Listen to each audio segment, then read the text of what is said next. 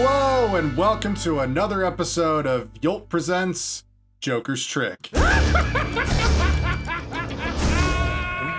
in a society. We're talking about all the Joker movies, both official and unofficial. And finally, we've reached the end point. Actually, finally, what am I saying? Sadly, we've reached the end point. No, finally. No, the Joker's our Lord and Savior. We have to pay our respects. Not anymore, Jake. This movie shat on my face. The Joker's not real. Nothing is real. He's just a simp. Jan, we can't have a repeat of last time. Remember when we finished James Bond and Jake was so sad because they killed him? We can't do that again. That would be terrible, yeah. Guys, what are the odds that the two series that we've covered on this show so far end with the lead character getting unceremoniously murdered? Maybe we shouldn't do pirates next, and we're gonna have Jack Sparrow get like shanked. Spoiler warning, everyone. But the Joker gets absolutely nuked in this movie. Yeah, he talks to his daughter over the phone as they drop the nukes on Arkham. Yeah. While he's infected with robot AIDS or something. With Smilex, robot Smilex. Yeah. Everyone in The Dark Knight Rises saw Batman fly the bomb away and drop it off. What they didn't know is he dropped it on the Joker. Well, actually, this movie finally gives us the answer to how Batman could have stopped the Joker all along, and it's not what I was expecting. Oh boy. Oh no. Oh, that meme going around. Yeah. You mean pal Joey pastiche? Sure. Yeah. It was the Sweet Charity references. that got him. Yay. All right, so Joker Folie, where do we start? Should we introduce ourselves? Yes. Finally, I am Joke. The Batman is me. I mean, I truly am an idea now, because this movie is more of an idea than an actual movie. Yes. Well, you're just a soul of an idea now. Yeah, I'm the concept of a plan, Your body is lying somewhere in a prison hallway. Guys, check the tape. Jan never introduced himself as an idea. That was something we all put on Jan. That's right. Yeah, it's all of our fault. Jan needs to recognize that the idea never existed, but he is an idea. Guys, I was never an idea. I've always been just Jen. I'm the one who did all those things. I'm the one who bashed Bristol. I'm the one who made fun of Neil Connery. It was all me. Now I'm gonna go get stabbed by a random guy. Well, you know what, Jan? Because you've taken responsibility for that, I'm aborting our baby. Very all new information to me, but good news, I guess.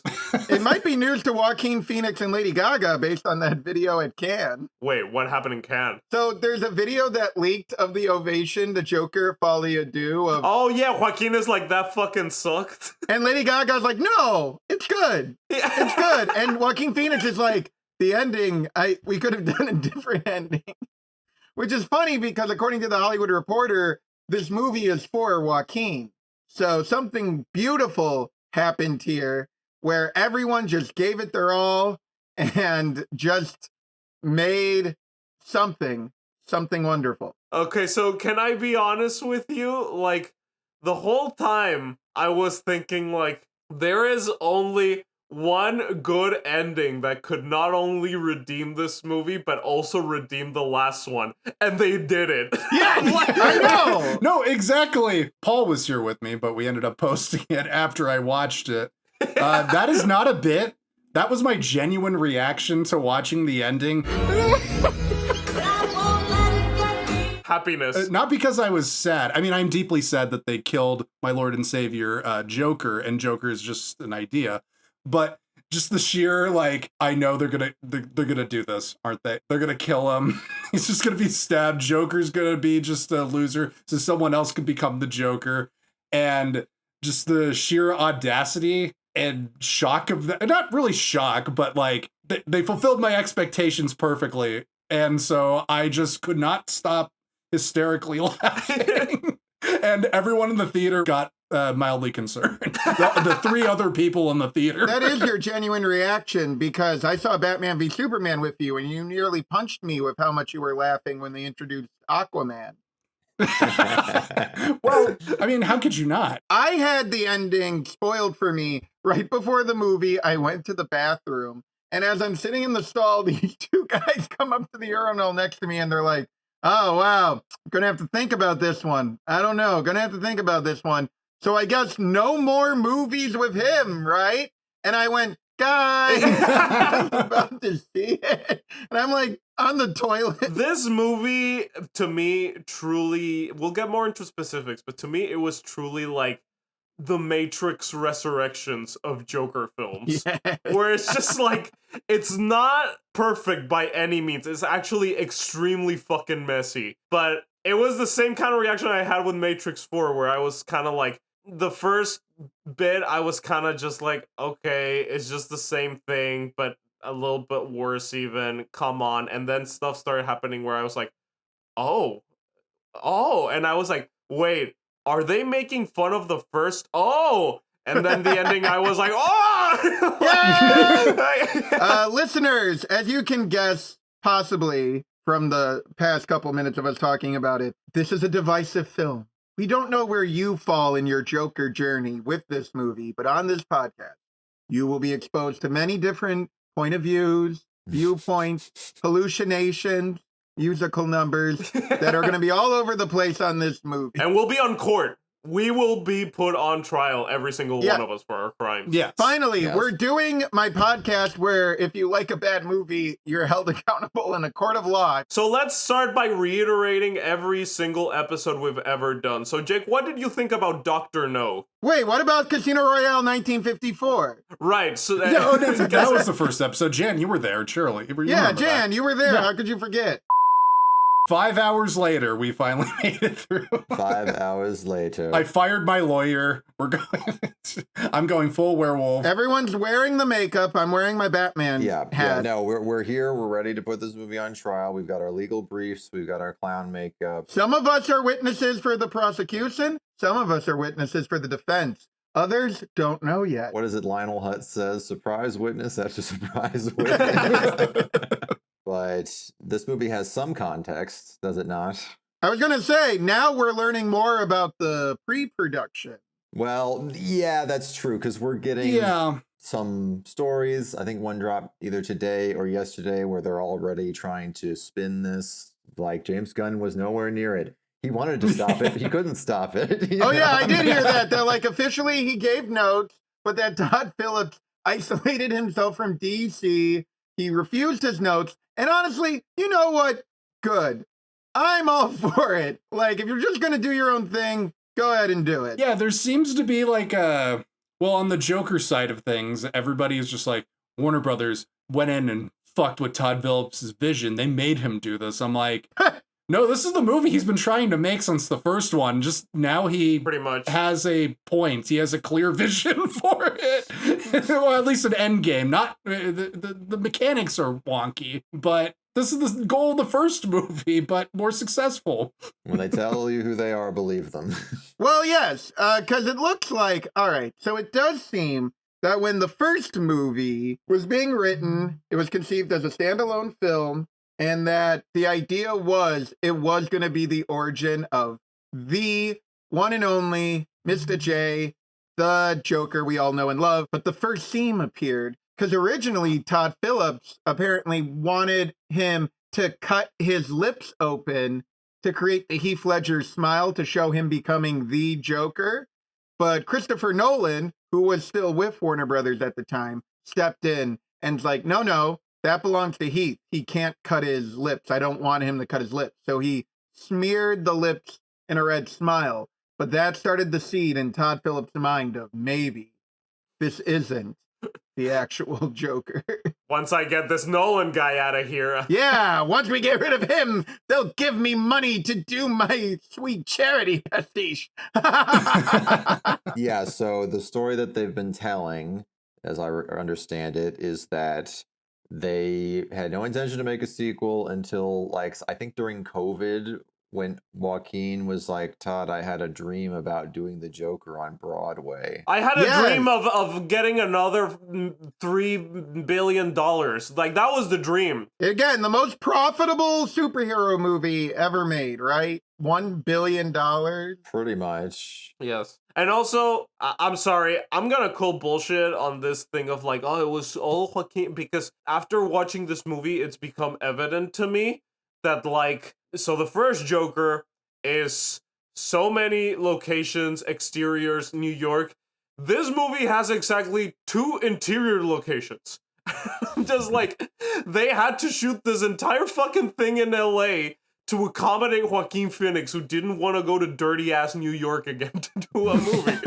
Well, people were peeing in subway cars when they shot in New York, mainly due to their actions, but continue. I actually disagree with the notion that this is completely a cynical cash grab. That's definitely a part of it. This is pure speculation, but I bet you anything that the conversation for this movie came about because I'm imagining Todd Phillips and Joaquin Phoenix one day on the set of Joker. Joaquin Phoenix says to Todd Phillips, "Isn't it kind of sad? I like this character a lot. And the only reason why people will go to see this movie is because it's Joker." And then Todd Phillips is just like, interesting. No, I agree. No, I agree. In between seeing this and recording the this episode, I went and watched 2 Todd Phillips movies. War Dogs, which has absolutely nothing to do with Joker. That's just kind of whatever. And G.G. Allen, the Hated documentary. Yeah. And it is even funnier because it is Todd Phillips. Todd Phillips is the narrator of that documentary. And at the end, when G.G. Allen dies, he has a thing where he goes like, G.G. wanted to bring a gun and shoot all of his fans and then shoot himself on stage. But he OD'd. He wanted to go out like punk rock, but he ended up going out like a rock star. Personally, I always hoped he would go out in a more glorious fashion. On-stage suicide, 5 dead fans, something rock and roll could never ignore. Instead, G.G. Allen died like a rock star. This is Todd Phillips' version of that. Yep. Much like Jake, I also experienced the work of Todd Phillips in the interim between Joker 2 and recording this podcast. I watched Starsky and Hutch, which, besides having our leads in clown makeup and singing their mimes in their mimes to send in the clowns, I couldn't really get on board with it. So I don't think Todd Phillips is this deep, dark auteur necessarily, but I think the reaction to Joker was so weird, and Warner Brothers must have been like just dumping money, and Joaquin Phoenix must have been like, hey, I'm game to do it again. Whether it was because he wanted to be a Broadway musical star or because he just wrote on a sheet of paper, girl Joker, and slid it towards him. Who's to say? But it's almost like this social critical reaction to Joker almost put Todd Phillips for the first time in his life in the middle of something interesting.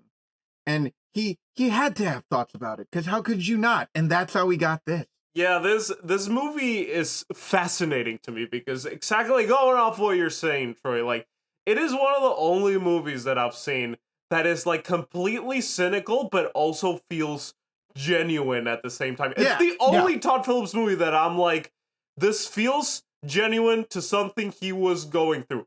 He was a guy, you know, who made this thing, and everyone was like, every incel on earth was like, you are our king now. And so even though he made this movie that won Oscars, $1 billion, whatever, he was just like, I hate this. I hate the reaction that it's getting, and I'm gonna criticize and also shit on the people that gave it this reaction. And I think that is at least, you may not like it, but I think it's at least commendable. It took fucking balls. Oh, I agree. It's very appropriate. It came out so close in time to Megalopolis, or Jokeropolis. Megajokolis was a very appropriate double feature. Yes. And you think laughing entitles you to plow through the riches of my Emersonian mind?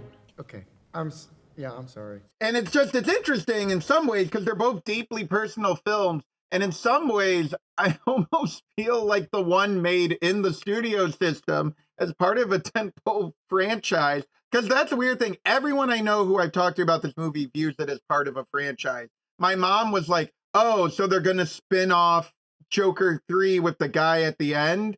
My boss at work was like, why didn't he fight the Robert Pattinson Batman? Like, everyone I know was wired to look at this movie as a franchise. Yet it's this movie that's allegedly part of a franchise that was made by a major studio with A-list stars at the top of their careers, is the most cynical, angriest, most defeated, saddest use of money at this level, and I love that for it. That's amazing. When I saw your review, Troy, I was like, this is classic. Troy just liked it because it has Looney Tunes and Bob Fosse and whatever. Hell yeah! It's probably gonna be terrible. And then I watched it and I'm like, I am 1000% on your page. I'm like, it's so messy and even boring at parts, but I'm just like, it feels raw and angry. Yeah. And that imperfection It's punk rock, man. It is punk rock. It is punk rock. I was complaining last week that the Joker should be punk rock, and this is like the most punk rock Joker It's thing the first ever. Todd Phillips movie that actually feels punk rock to me, and even the imperfections complement that punkish energy. Well, I don't know about if it complements the punkish energy, because it's really only in the last, I would say, 40 minutes where I think the movie actually snaps into focus. The first 90 minutes is just all set up bullshit. But it is, going back to your point, Troy, there is something going on in Todd Phillips's mind, because watching the G.G. Allen doc, there's this one part where they interview an ex-band member who's just like, I don't really know what his fucking deal is, because this guy can command like an audience, like people like break bottles over his heads. You could send them out to do like start a coup, but he thinks so small. And that's the weird thing about this movie, is just that like, that's why it feels like a full circle moment, is going back to this idea of like, all right, now you have the entire world in your hand and it's like completely meaningless punk rockness. The only way to kill it is to do one last act of defiance of punk rock, which is still kind of flat and hollow at the end of it. You're just kind of appreciating it because he smashed a microphone over his head. It is guitar smashing the movie. I would agree with. I read so many reviews, all of them terrible, you know, to prepare for this thing, and like most of them, even the professional critics, is just like, so you know, yes, the movie is filled with massive problems, but this thing of people saying that it's one of the worst things ever, I think Todd Phillips knew this was gonna happen, right? Because it's yeah, no, for sure. He was hiding on a ranch all weekend, apparently. Yeah, like all these horrible reviews are basically all about how it's like a betrayal of like the first film, and how it doesn't like expand Joker's character into like what we wanted to see him become and all these things. And I'm just like, you people are living, the Joker is not real. Like, you're living in a that's part world. of it, but also like some of the, like the review on RogerEbert.com and other reviewers, they were just saying, I hated the first one. And what is this? Same creative team? Same actors? I don't approve. And I'm like, well, that's not very interesting. And a lot of the reviews are just like, this movie is pointless. I'm like, the first movie is pointless. Do you really think it is actually about mental health and society and kindness, the importance of empathy? It's like, no, those are like the most hand-wavy things. These are just things for Todd Phillips to go like, hey, I got away with making the most depressing fucking like out there superhero movie, and I'm selling it to you guys. Which also kind of gets to probably the movie's greatest self-own in the second movie, is that just like, you came in here for Joker, but it's really Arthur. This is a story about Arthur Fleck, the most deep, complex character you've ever seen. But it just reveals how empty Arthur Fleck is at the same time. Because the only thing that anyone cares about is Joker. Yes. The only reason why we watched like 2 hours of him like dancing in a fucking bathroom and doing weird shit is because we know he's gonna put on the fucking clown makeup. Now he's put himself in like this messianic thing where it's just like, no, I'm going to kill this creation so that my original creation can be put on a pedestal, but the pedestal is a house of cards. It just completely falls apart. Well, that's the irony, is I was talking about that when we talked about the movie, is like the whole idea was Todd Phillips basically did a Batman origin story and a Joker origin story. And the idea, in his words, was to smuggle it as a real movie in there. And he's like, I'm going to smuggle a real movie. And it was just a pastiche of Martin Scorsese movies. It wasn't really its own thing. And all of its power came from the fact that it was a Batman and Joker origin story. And that's all anyone cared about. When me, Paul, and Landon saw the first movie, when they showed Bruce Wayne, everyone went, that's Batman, that's Batman. When everyone went to see this movie, they wanted to see him fight Batman. So in the process of making a movie that was somewhat empty pastiche, and that was, in my view, fun to watch, but like it didn't really have anything to say because it was just pastiche, Todd Phillips unlocked the potential to make a movie that was actually about something personal he had never done before. Like, he had to make the first Joker in order to accomplish what he wanted to achieve. I can't believe I'm agreeing with you. It's like, to me, it's like so many people were like in a sleeper agent like state where it was just like, this movie's incredible because it's the Joker, because it's an art film with the first one. And then as soon as you reveal that this guy is not the Joker, everyone's just like, wait, this sucks. The dialogue's bad and the pacing is, but it's like, it's all the same problems from the first one, basically. And it's also just like, to me, at least this movie, just like Troy said, has more of a point than the first one. Because it's more personal, but also like the first one, I was pretty bored throughout because I was like, I know where this is going. I've seen this fucking movie before. He's just gonna become the Joker, become crazy and kill some people, the end, right?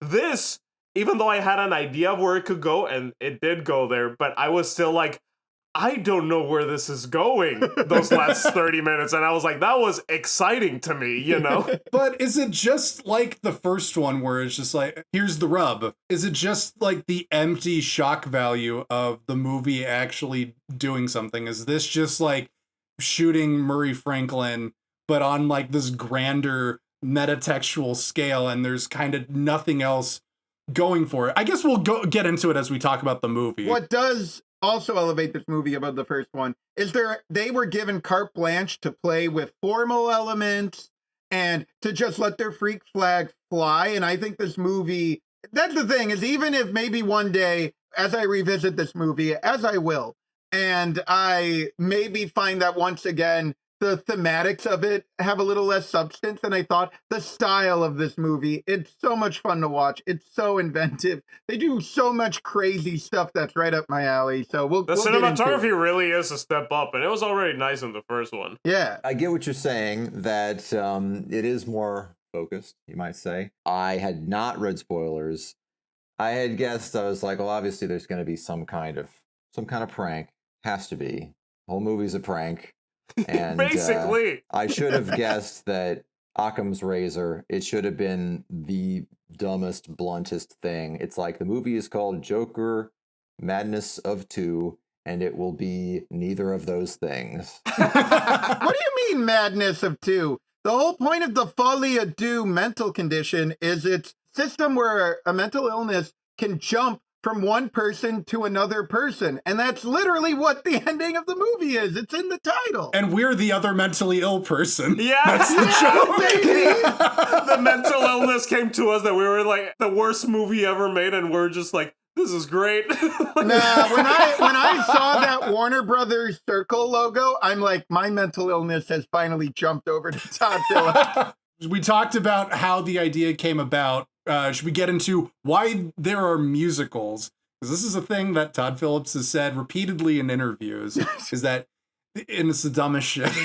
I'm sorry, but it's just like, he's just like, well, Joaquin dances a lot in the first movie. I felt like there was music inside him. So I thought it was a natural progression for the sequel, like when he finds love with Harley Quinn, that the music flows out of him, literally, and becomes I'm a warming musical. up to Todd. He's like such an idiot savant. Yeah. Can't help but admire him. Yeah. That's what really broke my heart is, yes, as part of their plan to steal Warner Brothers' money, they decide to make a musical.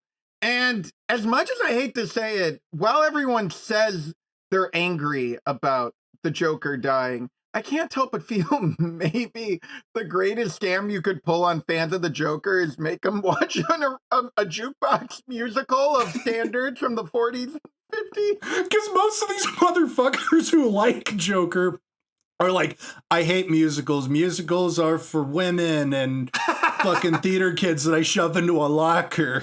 What the hell is this shit? The guy next to me, who showed up late, by the way, the guy next to me giggled to himself 3 times during the movie. Once when the Joker had sex. That was great. And the other 2 times were during the first 2 musical numbers when he was like, what? I will say that when he started singing "The Joker is me" and he goes, "The Joker is me," I audibly went, "Woo!" Yes, like that's also one of the best musical numbers in the movie. Oh, it's like the best one in my opinion. I've had that stuck in my head for days now. The Joker is me. I love the Lady Gaga version where it sounds like a Bond theme. Yeah. Oh, yeah. The Joker is me. I want to put together like a Joker Bond style intro with that song. Well, there, that gave those clicks. That would be good for us, yeah. More content. I mean, the second they announced this movie, and it's like, I mean, Joker was already one of those like zeitgeisty things that was like, you're never going to recapture that, like no matter what they do. And I was kind of waiting. It's like something's going to happen. And obviously, this is the Hangover sequel guy, so he's going to lean into that. Yep. And so when they announced Lady Gaga as Harley, I was like, this is just fundamentally going to piss people off because, like, yeah, they're going to bang her or something. And then he's not going to be the Joker anymore because, you know. The Joker doesn't bang, except Jack Nicholson Joker, the A1 nut boy. You an A1 nut boy. The joke is turned on him on this one, but we'll talk. Yeah, we'll talk about that. Yeah. When we get to that scene, we could just call it marmalade time. Marmalade time. Yeah. Oh, no. All right. I guess we should talk about, like, this is where we're recording this in the shadow of the box office performance, which has been... This is the most insane box office weekend for a sequel like this. The first movie made, what, $90 million in its opening weekend. This came out, and it was like 70 million. And then the projections lower. It was like maybe 60 to 70. Then as low as 50. And we're like, surely it's not going to get lower than that. People stopped watching it mid-weekend, and it had a final tally score of 39 million. Hell which yeah, I baby! predict, I'm going to put in a funny sound effect if I'm right or wrong. It is going to drop below 10 million next weekend.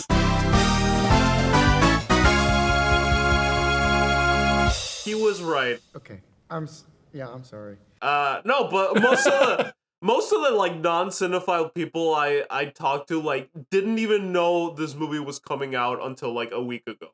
Like it's crazy. No, it wasn't marketed. My boss actually at my job, we were all sitting around and he goes around and I'm like, I saw Joker 2. And he's like, are you going to see Joker 2? Are you going to see Joker 2? He points at everyone else in the room and they all say, no. And he's like, Troy, tell me the ending to Joker 2. I hear it's the worst ending ever. And I told him the ending and he's like, oh, I thought it'd be crazier. And I'm like, nah. No, this honestly seems like a natural progression to what he was trying to do this whole time, to me at least. Yeah. Oh, yeah, that's kind of partially, my take is like, yeah, this is just upping the ante. It's not really inverting anything that the first movie says. It's just upping the ante, to alienate more people, to outpunk the punks. Yeah.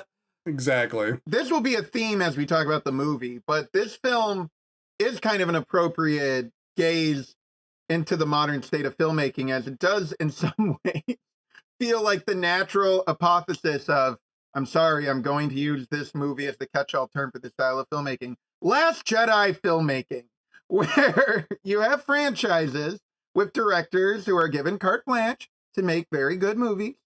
And part of it is deconstructing what the franchise stands for. We've encountered this phenomenon many times. Very often, a main character will die at the end of these movies as part of deconstructing the franchise. But I think what's so interesting about this movie is that unlike those other movies that often will be like, he died, but what he stood for was the greatest thing ever. Let me tell you the story of James Bond. Logan has little X on his cross. Woody still loves Buzz Lightyear. This movie says he died and it was all for nothing. And I'm like, yeah, own it. Let someone else deal with it.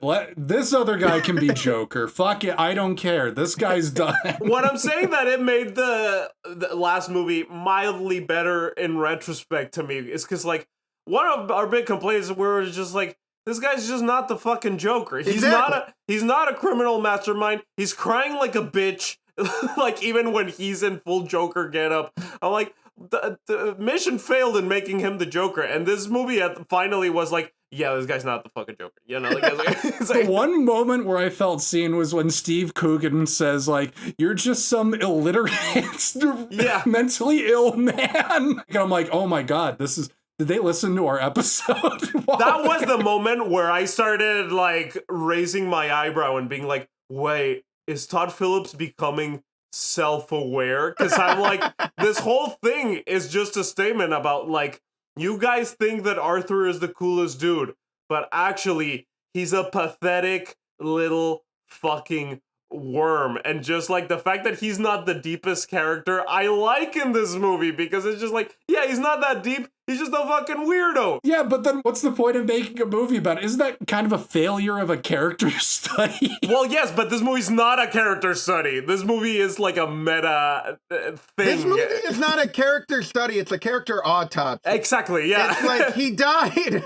Why does he not work as the Joker? And kind of breaking down the way in many ways, this kind of hopefully will stick a fork in this awful post-Dark Knight understanding of the Joker as like a social philosopher. It's possible. Like, I'm already thinking that nobody's going to watch the first movie after this. I think both movies are going to be relegated to, like, the weird margins, like, after this. Yes. Part of the other, like, interesting thing, I'm like, wow, you just destroyed the first movie, and now the second movie are just kind of living out in the ether, as they're not really touchstones, but there's going to be people who either, like, will hate this till the end of time, or people who will just be endlessly fascinated. Yeah. I mean, maybe some good will come if it accomplishes what we want for the franchise, this film that does exist in the franchise and has seemingly almost all of its value as part of a franchise, and how it relates to the other films in that. I was going to introduce the idea that, maybe, I mean, the idea of, like, is this movie, how much of a self-own is this movie to take people just identify with the Joker and want to make him Jesus? And it's like, well, what if we made him even more of a self-insert? And what if we made him even more of a martyr at the hands of the people who don't get it? He's the wrong kind of martyr, which is the film's genius. He actually is like, I have mental illness. And everyone's like, get out of here. We don't fight Batman. Why isn't Harvey Dent Two-Face? Why isn't Harley Quinn carrying around a giant hammer? The whole thing is like the liar revealed trope in a like a rom-com. That's why Doug Walker didn't like it. He's like, this is just a liar revealed movie. You know? He didn't quite dislike it on the same level as, like, I don't know, Jeremy Johns or Critical Drinker. You mean this guy wasn't the Joker? I wanted to see him fuck shit up. What do you mean he doesn't get to fight Robert Pattinson's Batman, who already has his own Joker? No, in his review, he was actually just like, the guy at the end, he gives himself a Glasgow smile? Is he supposed to be the Heath Ledger Joker? The timeline does not add up. And I'm just like, dude, you're such a fucking dork. Like, who cares? Shut up. You're 45. Have a family. All right. Well, we want to talk about the actual movie and not just the reaction to it. Yeah. Yeah. So we start off with a awesome animated Looney Tunes cartoon made by the guy who did Triplets of Belleville. I've never seen a modern recreation of a cartoon that genuinely looks like it. Like the establishing shot of the theater. Yeah. It's got all the grain and, like, the doodles are moving around. I'm like, oh my God, this is like the most intricately put together animated, like, how did they even get it to look like a 30s cartoon in this one shot? Literally, from the first frame of the movie, I'm in love. Like, it's the Warner Brothers circle, and the animation, yes, it's not only accurate in a general Looney Tunes sense, it's specifically very accurate to early 1940s Looney Tunes. The way that they animate Joker walking down the red carpet, he looks just like Johnny Weissmuller in Hollywood Steps Out, one of my favorite Looney Tunes. And like the way they're moving and the way it's timed is like so true to the era. And as Joker is like walking down the hallway, Fred Astaire is back singing Slap That Bass from Shall We Dance, which we see in a poster. And we see the poster for Pal Joey, and we see the poster for Sweet Charity. It's all preparing you for this musical world and this dynamics with like the Shadow and like the Joker. It's already more interesting psychologically than the first film. It feels like everything the Venom movies have been trying to do, like cleaner. Definitely a better opening than the last movie, right? But it's also like very in a not subtle, but maybe also not subtle enough for some people. Is the whole thesis of the movie, or of like, is this guy the Joker or is this guy Arthur? And I feel like I've seen some reviews that are just like, they say that the whole split personality thing came out of left field, and I'm just like, well, yeah, that's the fucking movie tells it. Like it's a fucking ploy by their lawyers. The movie's not actually saying that he has a split personality. Like, you're never supposed to actually think like, does he? You know what I mean? It's more so just like, has he fully become Joker, or is he Arthur? Is it two different things? It's an interesting kind of thing that the movie goes on to explore. And I think what you kind of touch on that, Jan, is the movie, it's not Venom. The Joker, which I thought was actually the direction they were going to go. I thought they were going to say the Joker is some sort of psychological creeping thing that's taking him, like possessing him, which in the comics, they actually have suggested that the Joker is a paranormal entity that's been around since Gotham's creation. So I was like, oh no, are they going in this direction? Yeah, it sucks. I don't like it. But I think this movie, it plays with interesting questions of, is he really responsible for his actions? And obviously the answer comes to kind of suggest that yes, but having this whole fantasy sequence that's a Looney Tunes animated opening recreation of the ending of the last movie does a way more effective job of putting us in his brain than the mystery girl like scenes that are slightly different from the first movie. Like formally, the movie is way more confident in taking these big swings. I agree, yeah. Yeah, I feel like we can talk about this stylistically. I think the rest of the movie is very similar to the first one, but yes, the giant soundstage musical numbers of the first one. I was going to say, I think those are shot pretty much identically to the talk show. You know, it's an interesting kind of language because people commented on like, oh, they're lackluster. I mean, you know, they pass the time. Like I said, Sleeper Cell waking up from like, wait, these movies suck, you know, because it's stylistically is very fucking similar. And like I said, like, even though I've been gushing about this movie, I do think it is a mixed bag because half of it, I think it's like messy but interesting ideas, but there are some other moments where I'm just like, the overly serious and like I'm not learning anything new, misery porn kind of shit, you know. It was funny because Todd Phillips did, I think, in some quote was talking about like, or to keep the same language in real life, but then a different language in his fantasies, and I'm like, well, fantasies pretty much just look like the talk show scene in the first one. Well, I would argue that the lighting changes. Like when Joker and Harley are doing their duet, you get those big swinging camera movements. It's not quite as inhibited as the talk show was at times.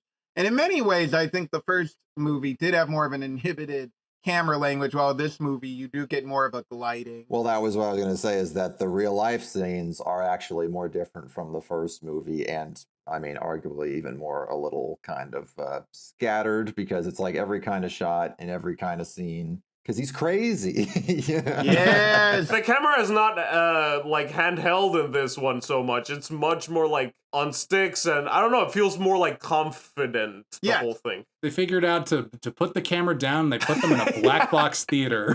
Excellent. And also Joaquin is directed with more of an objective direction. Yeah, his performance is a little bit more reined in. He's reining it in. He's reining it in. I'm reining it in. It's not quite on the same level as the first one, where it's just like, I'm gonna stuff myself in a fridge, or I'm gonna come out to Marie's show like a million different ways. There's at least, okay, this time we really have to, because they have the end goal in mind of how this guy isn't the Joker. He's a sad, pathetic person in a desperate search to get his mojo back. That's what the first 90 minutes entail. Well, I was going to say his performance is more consistent because he just has very little to actually do. And it's kind of alternating between the same two modes. Maybe, but I also think that there's this thing of like, so yeah, a lot of people have been saying like, why take Joker on this journey on the first movie to then like set him back to this one? Isn't it just a repeat? And I'm just like, yes, the pacing in this does suck at parts where I'm just like, get on with it, you know? But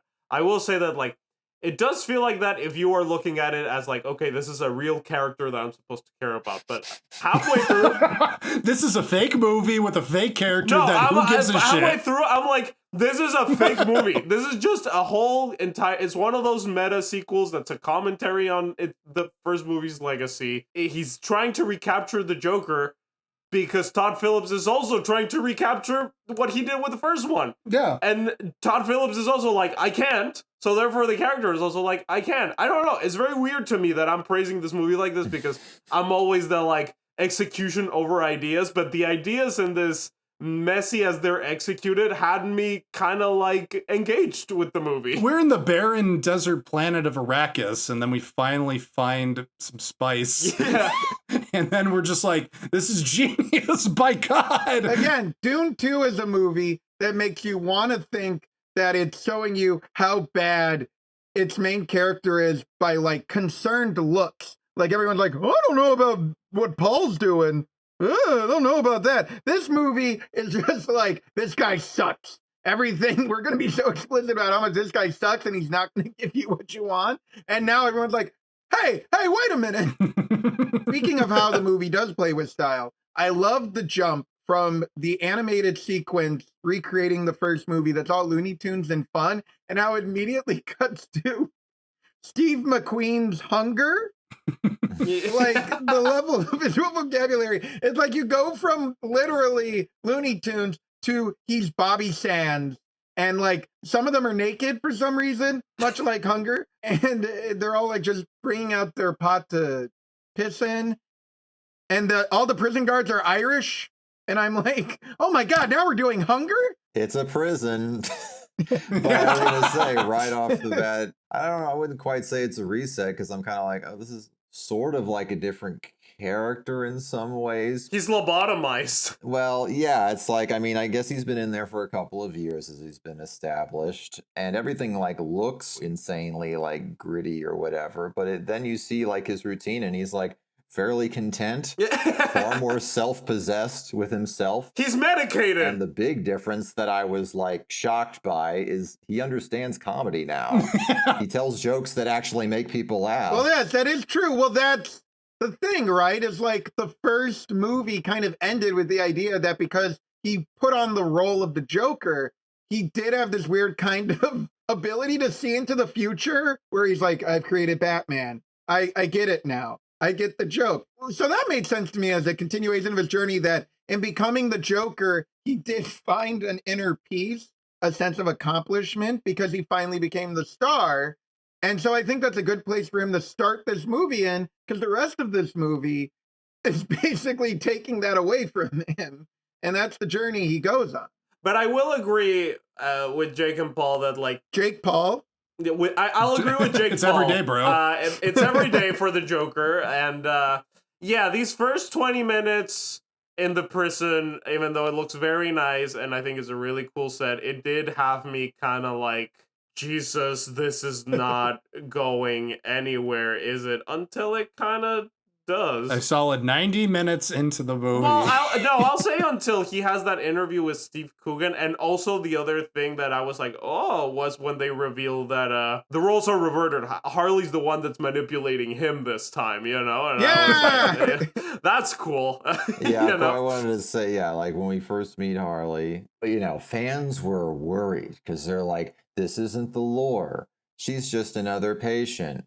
And then it's like, no, I mean, she's kind of Harley as needed, ad hoc. But when they truly fall in love, she does the gun to the head thing. I'm not sure why. Okay, this is an interesting point about the character of Harley in this movie, is that she seems to be aware of everything that happened in the first movie, and the explanation given is that she watched a TV movie about him, which apparently made all the same formal decisions as Todd Phillips did in Joker, because she knows about the stairs, she knows about the finger gun. It's Matrix Resurrections! But the only person who knows about the finger gun is Zazie Beetz. And she didn't talk to any reporters, because the only person who would know about the gun thing would have been her. But this is a meta sequel. Don't think about it. No, because that's my thing, is we've already established in the first movie that Arthur Fleck doesn't actually hear what women are saying to him. He just imagines it. Oh my God. So maybe Harley, like, she's talking to him, but because he sees a woman giving him attention, he's like building her up in his mind to be the perfect woman. So he's giving her the finger gun. He's making her know about the steps, because that does fit with the first movie. What the fuck are you saying? So we're totally down for the Todd Phillips thing of like, whatever you want to believe is real is real. Yes, that's what makes it art. I was just gonna say that I'm gonna sound like a hypocrite, because on the last Joker discussion I said I hate the people that are just like, you mention any plot hole and they're like, well, it's just it could just be a fantasy, you don't know. But now I'm just like, well, okay. Now I'm like, well, it is, like I said, it's very Matrix Resurrections to me. There's a movie that's based on the first movie that's pretty much the first movie that people reference, and it's not so much talking about the stuff that actually happened in the first movie, it's talking about, like, its iconic scenes, its legacy, the stairs, the thing with the gun in the head, all those things, and I was like... That was taken from another movie called Taxi Driver. Well, yes. That is what's really funny to me, is that Todd Phillips is like, I've made a movie so iconic that's stained my reputation, and I'm like, no, you stole it, but I see what you're trying to get at, you know? This whole movie is him, like, if Todd Phillips was a shoplifter, this movie is him bringing like $40 jeans back to Target and being like, I'm sorry, they look good on me, but these aren't my jeans. These belong to you, Target. But so, like, after he meets Harley in this musical group, and that's kind of like the bare bones excuse for the musical numbers.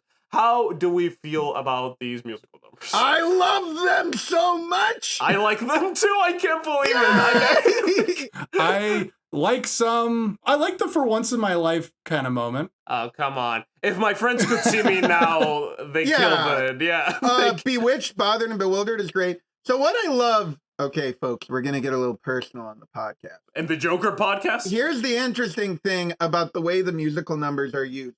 I love that they're used as fantasy numbers, but I also love that a decent chunk of them seem to be happening in the real world. As I've talked about on the podcast earlier, I was diagnosed autistic at a young age. And I've talked to other people with like siblings and stuff who have been diagnosed as autistic.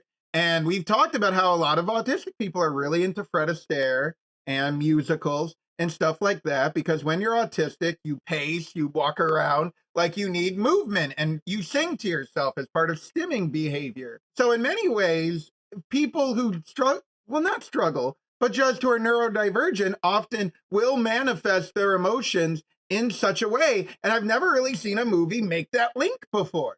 So I thought it was really cool in Joker, Folie, Deux, especially after the vagueness of the mental health stuff in the first movie, that they actually were able to integrate the musical numbers into how Joker and maybe Harley and other people are like dealing with their mental health. And that's how it explicitly comes across. It's part of a mental health support group.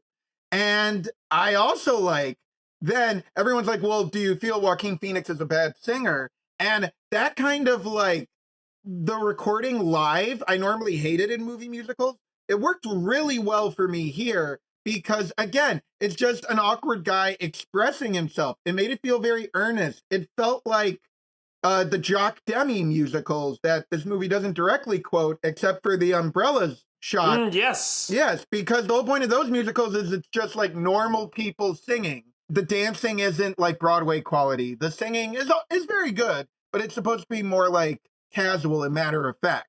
So I thought that this movie's tactic with its musical numbers, very well done. In some ways, a more successful Chicago than the film adaptation of Chicago. Ditto everything. Speak your truth, King. I am so glad you said that because I was almost gonna say the musical numbers in this feel kind of autistic to me, and I didn't want it to come off as like an insult. Because it's like, it is, you know, people, I've seen them complaining like they don't advance anything. They're just reinstating we're in love or I'm the Joker baby. And I'm just like, yeah, but it is kind of like a Walter Mitty kind of thing of just like, real thing happening and the Joker's just like going into himself and imagining. It's not really supposed to be the greatest musical numbers. It's kind of just supposed to be there to want to stick it to the Joker fans who don't like it being a musical, right? And like, I get that. And I got that with the first number, and for me it was kind of diminishing returns. Well, especially because it's hard for them to serve as like, they're not really evolving too much except for the one bit where like he gets shot metaphorically, and they also can't serve as like a counterpoint to much because in the real life it's also kind of static. Yeah. Okay, yes. But look, I'll still take it over give the sign back or whatever happened in the first one. Well, that's what I'm saying. It's like, why'd you steal the fucking sign? what I was gonna say is like, I think it worked for me just because I was pretty much expecting the first movie again, and like the first movie, a thing I hate about it is how much it insists how you have to take this seriously. This is a real, serious art film.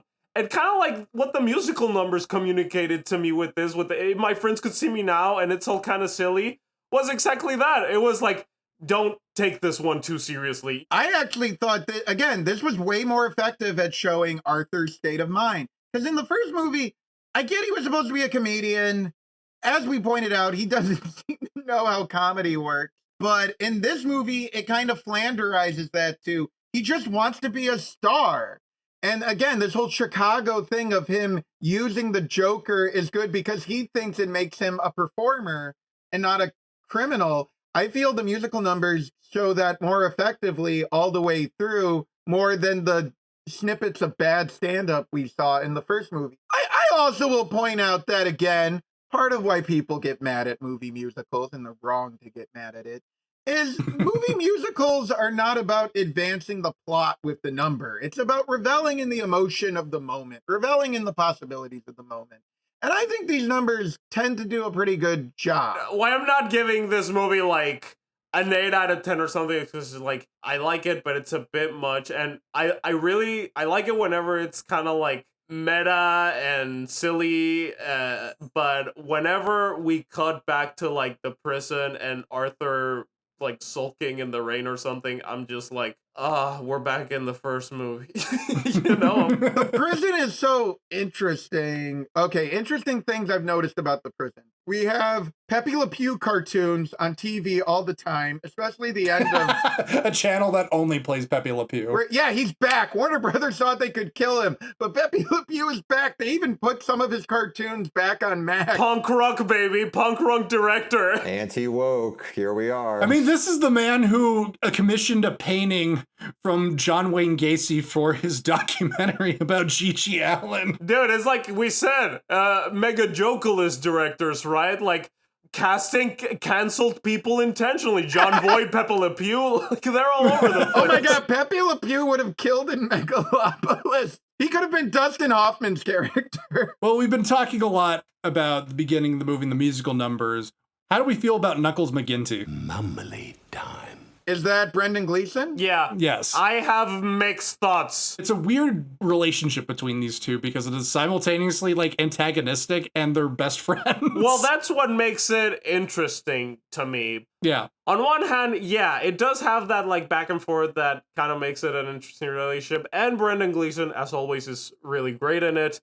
But on another hand, it is kind of just like more of just like we need someone to bully Arthur and really exaggerate. Well, he's a cop in a fucking danky ass prison, so he probably would, but it's still just kind of like giving me flashbacks of like, oh, I feel bad for this guy. They're beating him up. I think he gives a dependable Brendan Gleeson performance. It's nice to see him there. I think he is effective, even though he's never nice to Arthur. I do think Brendan Gleeson does a good job of coding the character at the beginning with Brendan Gleeson charm. So as he sours on him, how he loses his power to Arthur and then reasserts it. I was disturbed by it. I thought Brendan Gleeson, it's not a particularly deep character, but I thought he served it well with his performance. I will say there is one moment that actually genuinely made me feel bad for Arthur, which never happened in the first movie, which whenever he got beat up by Puerto Rican kids, it was just like funny to me. You know?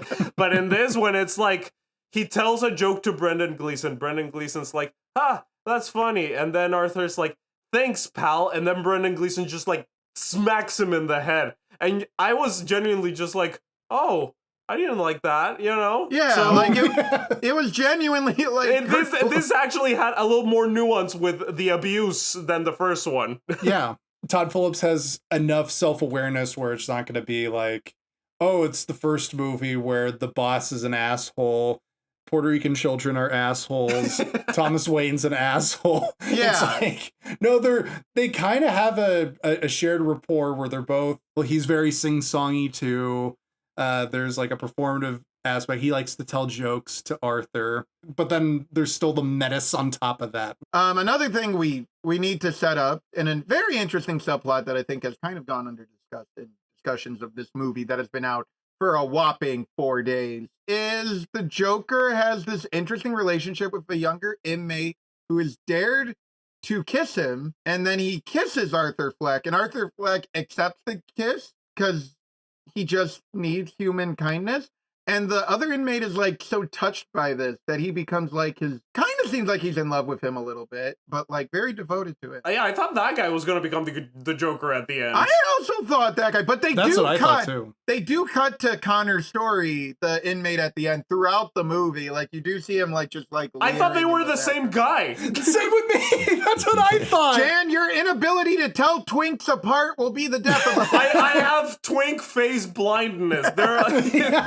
But this is why casting is important. Don't cast two twink gingers with the same face in different roles, or I get confused. How bigoted of you, Jan. When the guy kills him, you're just like, wait, he's alive. Wait, no, this is a different guy, I guess. Because it would make sense, right? That the Joker superfan kills the Joker when he stops being the Joker. Well, Like, yeah, but right. this Joker, there's different kinds of super fans. This super fan read to me more like Ron Howard in The Shoot It.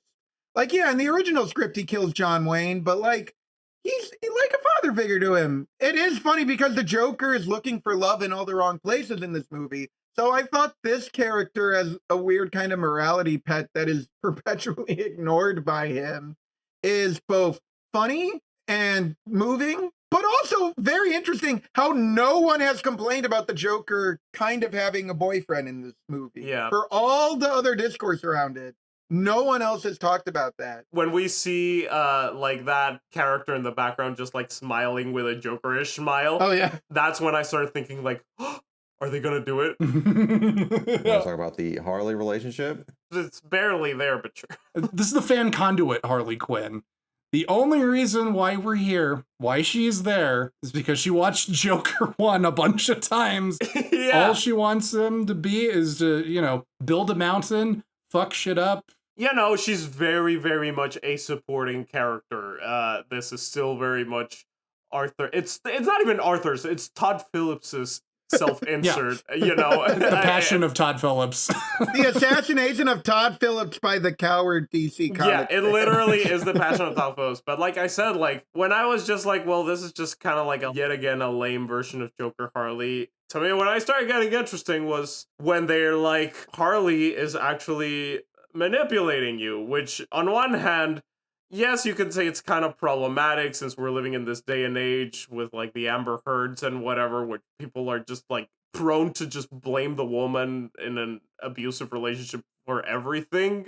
But on the other hand, I was kind of like, it makes sense for this version of this character, the Joker, because this guy is very clearly, like Todd Phillips has said, not a mastermind. He is not pulling any strings. If anything, the strings would be pulled on him. Here's the thing, as we've covered on the podcast, Harley Quinn is now kind of an unescapable part of the Batman and Joker mythos. She moves a lot of merch, even though as of now, every movie she's been in has bombed horrifically when she's the lead. But what I liked about this take is, like, yes, it's a different take. Instead of the Joker corrupting her, she is still a psychiatrist. Grad student, which still makes more sense than some of the other actors who have played Harley Quinn being a fully licensed psychiatrist at like 28. But she is, in many ways, a return to Harley Quinn as a figure of menace. I enjoy Harley Quinn as a figure of menace. I'm not a big fan of Harley Quinn, the superhero. I like it when her and the Joker are kind of feeding off this sick, paranoid, messed up thing where they're egging each other on. And yes, taking advantage of the fact that the Joker in the first movie was not a criminal mastermind and making Harley the dominant one, the person who for once Joker is the one who wants to settle down to like a nice suburban life with her, and she's the one who's egging him on to be Joker. I thought that was a great reversal. I hear what you're saying, Jan, about women manipulating. It's problematic in that sense, but I guess for me, at least, I think the movie blunted that with the presence of Catherine Keener as his lawyer, who actually is like the healthy path for him. Like, she's trying to help him with an actual defense. I love how, yeah, she just keeps going like, dude. Just stop doing what you're doing. Stop being the fucking Joker. Stop it. It's not good. It's not cool. It doesn't look good. So you have her as the main counterpoint to Harley, but then you also have, again, Zazie Beetz, the social worker from the first movie, and every other woman in the movie is being honest with Arthur about who he is and what's going on. So I don't think having Harley Quinn be a deranged fangirl, which is what the character kind of was at its core in the original version, I don't think that's inherently a terrible choice or that the movie is demonizing all women. I just think it's an interesting flip of the reversal, and I think Gaga commits to this character so fully. Yeah, no, I agree that like her performance is pretty interesting. I mean, I think Lady Gaga, you know, her acting career has been very entertaining so far. She has a wide range, to say the least.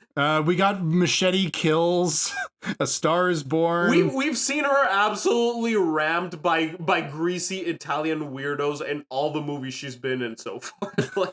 Pretty much. Yeah, she's into it. She commits. I mean, like, I definitely respect the you know, the commitment to singing as if she is like untrained, and then she can't help herself and records an entire album of the songs from the movie sung properly, which I was listening to earlier today. But I think, you know, fundamentally, yeah, what we're saying is like, it's in some ways an inversion, yeah, to make her like the manipulator, because once again, Arthur is victimized by women. I think basically structurally, she is operating pretty much exactly the same way that his mother was operating in the first movie. And it's the same kind of approach of like, let's just have some like total bullshit for the middle of the movie where she's just making up a story. Batman's your brother. Psych. No, he's not. Oh, you're going to have a Joker baby. No, you're not. And Catherine Keener is basically the social worker, where she's well-intentioned, but quickly revealed to be kind of impotent in the face of the world so mean to this man. Well, I will say the bait and switch bullshit, I do think it has more of a point here. It's the closest thing that it has to like a plot progression to this movie. Well, when there's nothing happening. I will say this. I do think it's a little disingenuous. It's like the middle of this movie is Harley manipulating Joker and Joker trying to figure out what's going on with Harley. I can't believe nothing's happening. I guess what's happening in the movie is better than nothing. Well, that's what I'm saying. It's like, I do think it did have my interest in, like, flip-flopping where this character is at. And then also, like, the scene, which, like, was one of the funniest scenes in movie history for me, when Joker bangs fully for the first time we see the Joker on screen, full penetration, and he pathetically, this was the first moment where I was like, holy shit, I'm the Joker. He finishes in like a minute, right? And I'm like, less than that. Yeah, in like 30 seconds. And that's where one of the moments where I was also like, oh, this movie, this is why people hate this movie. Because it's the opposite of the Joker stare dance from the first movie. Yes. That's what I dug about it is, as you guys point out in the first movie, you had people like the social worker. You had the mom, you had Thomas Wayne, you had all these people who were victimizing Arthur or picking on him, but you couldn't tell how much of it was stuff they were actually doing or like who had his interests in mind, for better or worse. I think for the better. This movie is way more explicit about what each character symbolizes in his life. It gives them more time to do whatever they're doing. So yeah, Catherine Keener is the social worker from this movie, but her role is so much more clearly defined in this. And you know how she's trying to help Arthur, that I think it's more effective. Even the mom, what I thought was interesting about the mom was in the first movie, you're not entirely sure if the mom is supposed to be seen as like a monster or like a victim or like what's going on. Here they're like, the mom just fucking hated Arthur. Like, what's interesting about this is, yes, we do find out that apparently, yeah, she just was insulting him to the neighbors. So, okay. But then you also get Arthur actually reflecting on like a big chunk of the movie is him being like, no one talks about the fact that I murdered my mother. Like, he's haunted by it. Yes, it's acknowledging that she abused him, but, and Catherine Keener does be like, why don't you just say your mom abused you? Why don't you just focus on your mom abusing you? But Arthur also takes responsibility for killing her and for kind of continuing that cycle of violence. So I found that a little more nuanced explicitly than the first. The main thing that really pushes him over the edge into becoming Joker in the first movie is reading the file and finding out his mom lied to him. And we have like the entire beginning of the movie, Harley Quinn is pressuring him, you're Joker, you're not Arthur. And he's like, yeah, I want to be Arthur. I'm going to sing a little bit with Steve Coogan and stuff, but I'm not quite there yet. And then like the first movie, it picks back up. It has a little bit of continuity where it is when Zazie Beetz is talking about the mom and finding out that the mom talks shit about him reminds him of what he looked at in that file. And that is what the moment he decides to become Joker yet again. Yeah. It was pretty sick. But to your point, Jake, yeah, it's like, is he becoming Joker again, or has he been Joker and now it's coming back down? You know, like this is slightly muddled. Well, no, it's not muddled. That's the whole point of the movie. It's that is the question that is being explored, and at the end of the movie, the question is resolved, and the question is, he was never Joker. He's just a pathetic guy in clown makeup. Yeah, I would argue the whole point of the movie is this guy inherently the Joker? And over the course of the movie, you find out, no, the Joker is an act he has put on because he thinks it will finally get him love and attention. Oh my God, wait, are we at the part in the movie where they're actually like just full out watching a Fred Astaire musical number for like 3 minutes? And I'm like, yes! I thought there was a fire in your fucking, I thought the courthouse exploded and some Joker guys. That actually is how fire started my house, is I'll be watching That's Entertainment in the bandwagon and a fire will start burning. Yeah, that's basically the point. Is like, that's entertainment. That's entertainment. Oedipus Rex. It's like, it can be sad, it can be happy, but if it's entertaining, you're killing it. And that's what he views the Joker as. But everyone else is like, no, you're an agent of chaos. You're a social force. You started a movement. But he just thinks he's Fred Astaire, and he thinks he's found his Ginger Rogers in Harley Quinn. How do we feel about this very controversial back of the movie, which is all a courtroom drama? I've heard a lot of people saying, like, this sucks because this is just reiterating, like, what we saw in the first movie. And that, like I said, pacing-wise, it can get old. But my counterpoint to that is kind of what I've been saying. It's like, Arthur is not on trial in this courthouse. The Joker movie's on trial. That's what we should be talking about. That's the weird thing in this movie. It is trying to be a viable, real world, but it's just like, no. This is actually a metatextual commentary. Because if you look at like the mechanics of the trial, it makes absolutely no sense. It makes more sense than She-Hulk. Sure.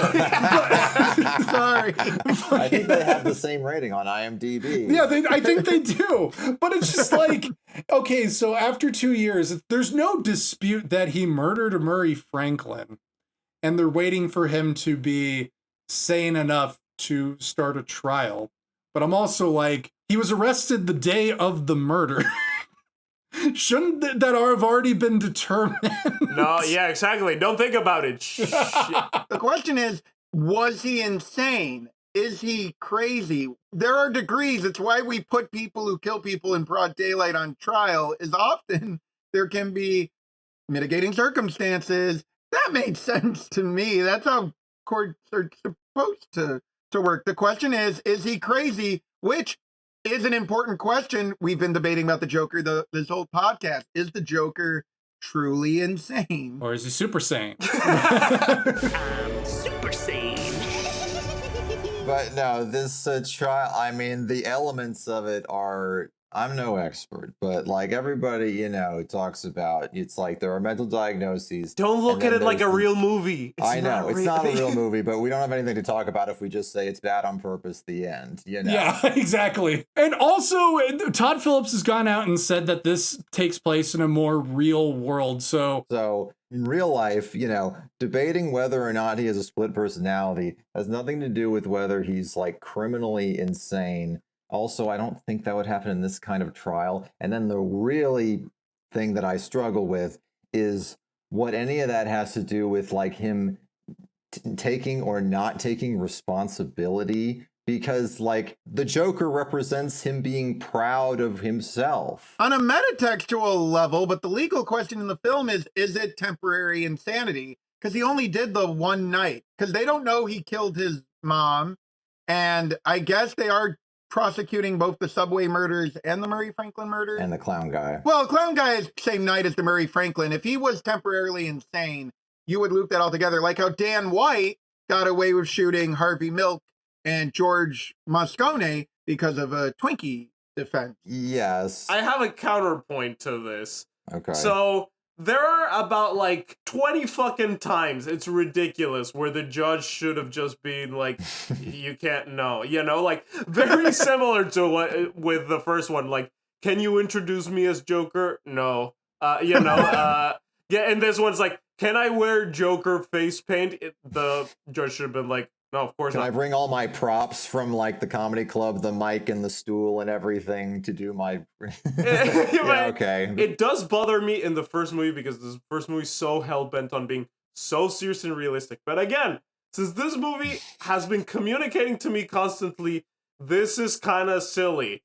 It worked for me, and I shall pose to you the question. The other meta sequel that came out recently that we all liked, The Matrix Resurrections, did you at any point watch that movie and be like, that's not how video games look. That's not how the industry works. This doesn't make sense. No, because the point is not realism. The point is the commentary, In Megalopolis, do you say that's not what a park looks like? No, it's the point of what does it symbolize? Because we keep bringing up The Matrix Resurrections, I think the key difference for me is like The Matrix Resurrections, the first 30 minutes is kind of litigating like the legacy of The Matrix, and then they just kind of continue the story. So I experienced that differently. I think the bigger question here is the way they're framing it. It's like, oh, if he says that he's the Joker and he shot Murray Franklin and he's the Joker, that's not taking responsibility for shooting him if he says that he's the Like, I understand that the story is like Catherine Keener's creating that defense, but they're framing it as the movie saying like, the only way for him to take responsibility for his acts as the Joker is to say that he's not the... is to renounce the Joker. Is to renounce the Joker. And then also the second part of this is that what's at stake is the death penalty. So, like, the moral thing for him to do becomes accepting the death penalty. Well, duh, that's like Catholic Theology 101. Yeah, it's the passion of Todd Phillips. Yeah, die. Okay, so this is pro-death penalty. We've established that. Well, Oh, yeah. yeah, because he gets stabbed. It's Icarus. The whole movie is the myth of Icarus. It's death penalty for the Joker. It's flying too close to the sun. And I would argue that Catherine Keener portrays her character as not fully convinced she's trying to help Arthur as a defense counsel. I don't think anyone suspects that Arthur's going to get off. So if it feels like it's a legal defense that isn't going to carry water, and the movie only acts like it might carry water because we're in the mind of Arthur. Because he is mentally ill. He is insane. He's a mentally ill loner who has been abandoned by society. Well, that's the thing. He finds clarity.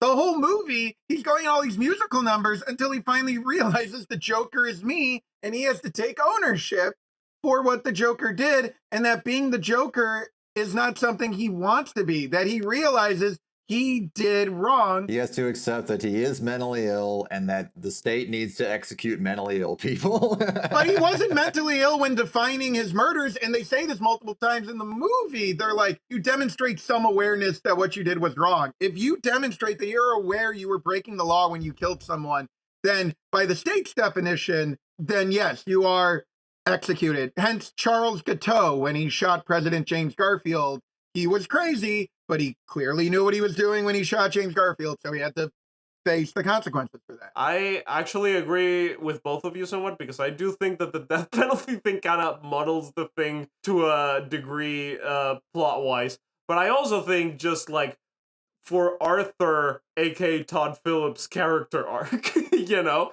it is kind of like oddly wholesome. It's kind of like a weirdly wholesome movie where at the end he's just like, I have clarity, being the Joker's fucked up. I'm gonna die now. It's like, it's mostly engaging with it on a meta level, but if we're trying to see, like, if we're watching it as a movie. Like, in the world of the movie. Arthur created the Joker. It had a response, which he more or less accepted in the first movie, right? As a narrative, it makes sense. In the world of the movie, it's just like, no, this man is still mentally ill. The day before, he came in talking like Foghorn Leghorn, and then the next day, he's like depressed and going like, you know what, I did it. It's like, this should automatically be a mistrial at the very least. But I do think this, again, kind of cuts into, this is immoral for this to happen to Arthur. Why does society function this way? I do feel Todd Phillips may have intended that slightly based on the fact that I watched the first Joker. Yes, Todd Phillips is fully aware of the judicial process, and he's commenting on that. No, he doesn't give a fuck about that. He gives a fuck about his character. Guys, this is a quirk of the system. Most people who kill multiple people are people we would qualify as crazy. We wouldn't say Jeffrey Dahmer was a sane person by our standards. But that's the way criminal justice worked in the 80s. And quite frankly, it still works today. I don't know how, like, courtroom antics, which again, many people who have been executed, Charles Guiteau, hold these kind of courtroom antics. You can argue it's unjust. You can argue it's unfair. But I think saying that Todd Phillips has made up this crazy world where some guy who's clearly mentally unwell faces the death penalty for crimes he committed because he was found competent to stand trial and society wants to take revenge. That's happened a lot. Yes, mentally ill people are put to death, and it's wrong. They have decided to write and frame this story where that is his arc, that's him taking responsibility. Well, yes, because this goes into the definition of, was he crazy in a way that he knew killing Murray was wrong or right? I would argue at the end of the first Joker, he literally goes, I've created Batman because my actions have gotten people killed. So he's never been like, yeah, I killed Murray. This was the morally right thing to do. He basically was a school shooter, right? Because he was going to kill himself on TV. And then he switched to killing Murray. Most school shooters would be deemed competent to stand trial and have been deemed competent to stand trial and have faced the death penalty in precincts where that is a thing. And now, to go to your second point, is that then moral for the arc to be that someone who has committed 5 murders, 6, as he points out, takes ownership of it? I would argue yes, because whatever mental illness he does have, it's not a mental illness that makes you kill people. And I mean, again, not to get too personal here. You killed people? No, I haven't killed anyone. When I killed Jimmy Kimmel on live TV. That's why you have to stay on the East Coast, Jan. Yeah. No, but like when you fill out like tests to how to handle autistic people, they're like, this is autistic stimming behavior, humming to yourself, dancing, pacing back and forth, biting and hurting and scratching people. And the correct answer is 3 of those are symptoms of a mental disorder. One of them is not. So the idea that because he is inherently mentally unwell, he can never take responsibility for any of his actions, which don't have anything to do with any of his actual mental disorders, but he's hiding behind his mental disorders as some desperate attempt to save his life or prove that he deserves to live. Agree. That's an interesting arc. That's the whole point of the movie, is that he's using the Joker mask as an excuse. I think I've realized, like, the main, the thin red line in this debate between this house divided is just the perception of the movie. I think me and Troy, I think it was me more because, like, I wasn't expecting the movie to be this way, but, like, it surprised me. And me and Troy, I think, are more, like, just appreciating the movie in, like, a meta commentary sort of level. It's a contrarian movie. Yes, definitely. But it's built to be that way. It's bad on purpose. Yeah, anyway, keep going. That's the thing, is like you guys are taking it more of like, but in the world of the movie, and I honestly, like, the movie took me so much with its like commentary that I wasn't even thinking about that. Maybe I'll think more about it on a second watch, which will definitely happen. You know? Oh, I'm definitely doing a second watch, but I just want to pinpoint off Jan in that I kind of agree with him that I am responding more to the commentary of the movie, but I also think that commentary has something really interesting to say. And if you choose to do something weird, like have the Joker talk like Foghorn Leghorn, which, again, I relate so much to this he man. ironically is acting more like the Joker in this trial in the movie, that it's all about, like, he's not the Joker. But I'm like, Yeah. he calls the judge Your Majesty. He's doing funny accents. I'm like, oh my God, he's being funny. Like, The thing is, he could be the real Joker if he wanted to. But no, I think that in this commentary, it is saying something really interesting about taking responsibility for your actions that clearly most American audiences hate with a passion. yeah. I mean, yeah, the people related to a movie where Arthur is shit on constantly, and there's another movie where he's mostly shit on constantly. I mean, But in this one, he doesn't get to kill anyone, so people are like, Yeah. he didn't fill out my fantasy. And the cops get off scot-free for... let's talk about that scene. Actually, this comes in parts because it's a couple scenes. It is the scene with Mr. Puddles. It is his assault by the guards and the death of Twink Man. Well, first off, I want to point out a fun connection for me is the day that he takes back being the Joker, because they say at the end of that day in court, it's November 8th. So the day he does the Joker defense is November 9th, which is my birthday. So Well, no, you know what? Let him have the floor because on Her Majesty's Secret Service, he throws the knife into my birthday, September 14th. we said at the beginning we'd leave the floor open to hallucinations. So yes, our birthday's so important. March 11th is Jeffrey Dahmer's birthday, and that's my birthday too. Oh my God. 4 out of 5 stars for Jeffrey Dahmer for me, you know.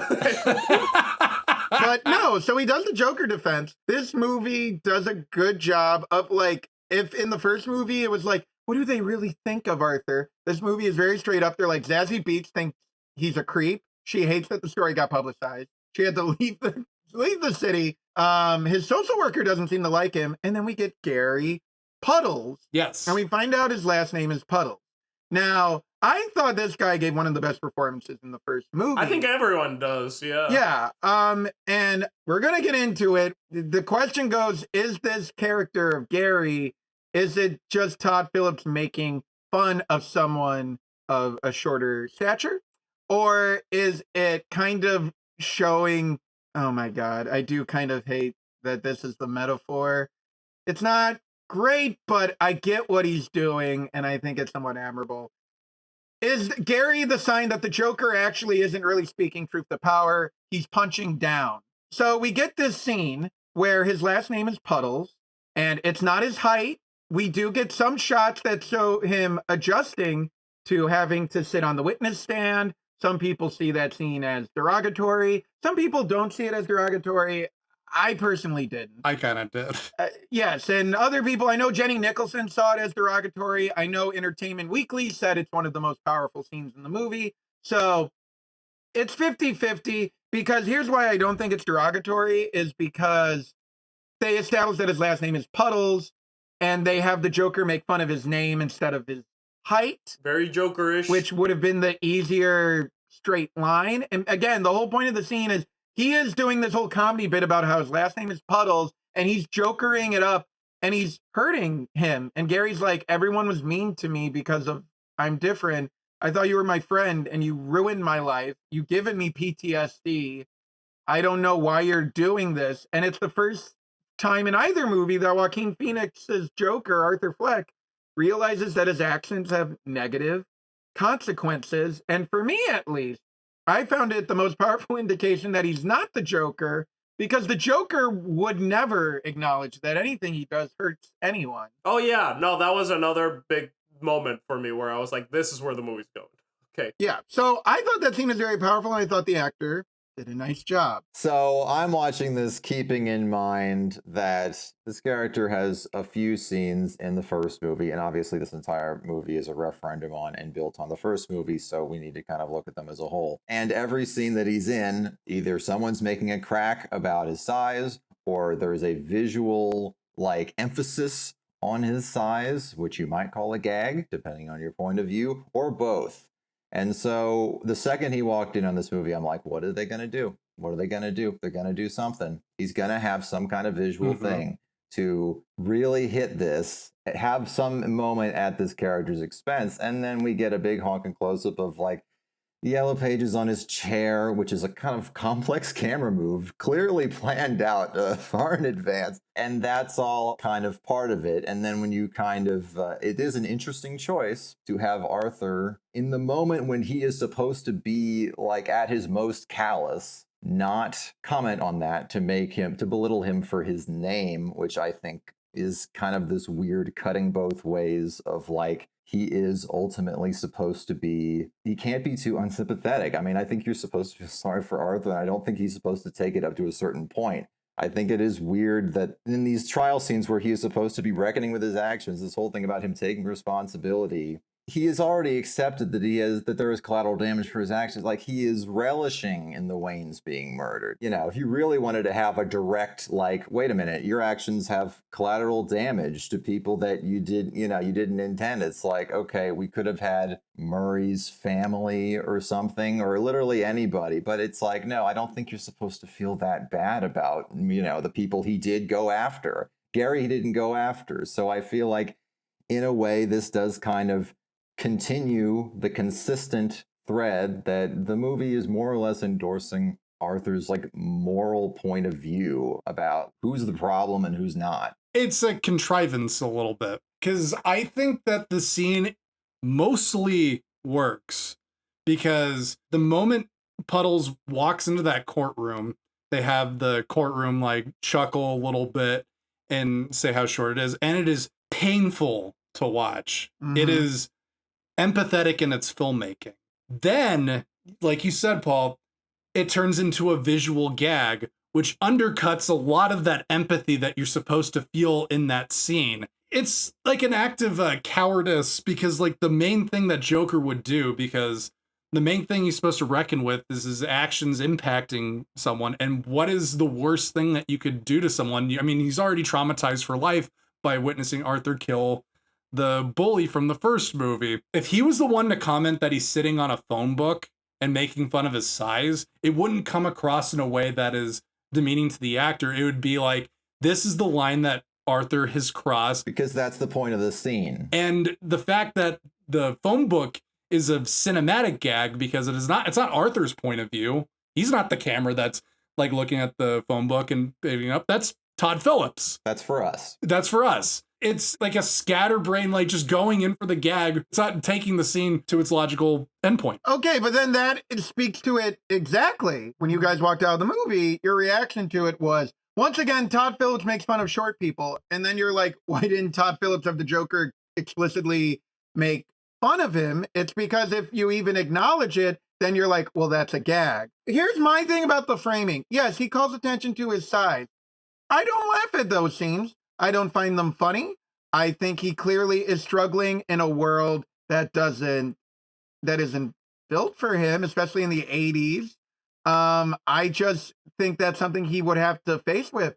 Could people find those scenes funny? Yes, I'll grant you that, but people can find a lot of terrible things funny. I feel that in every scene with Todd Phillips that he has shot with him, he is using him to show someone disadvantaged in society, and the Joker is kind of witnessing someone who's less advantaged than him. Again, illustrating that Arthur is not the worst, most mistreated person in the world. It's really, I think, in the eye of the beholder.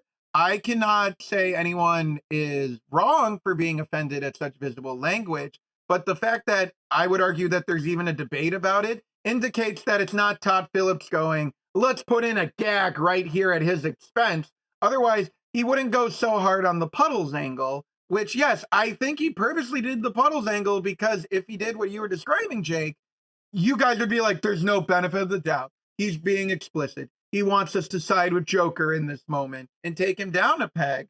And I think really the focus wants to be on like how vulnerable this guy is. Leigh Gill is giving this very vulnerable performance. If all these beats at the beginning of the scene seem like it's setting up one thing, I would say Leigh Gill's performance indicates the true build of the scene, which is that, oh my God, what are you doing, Arthur? You're not attacking the upper echelons of society. You've become the bully.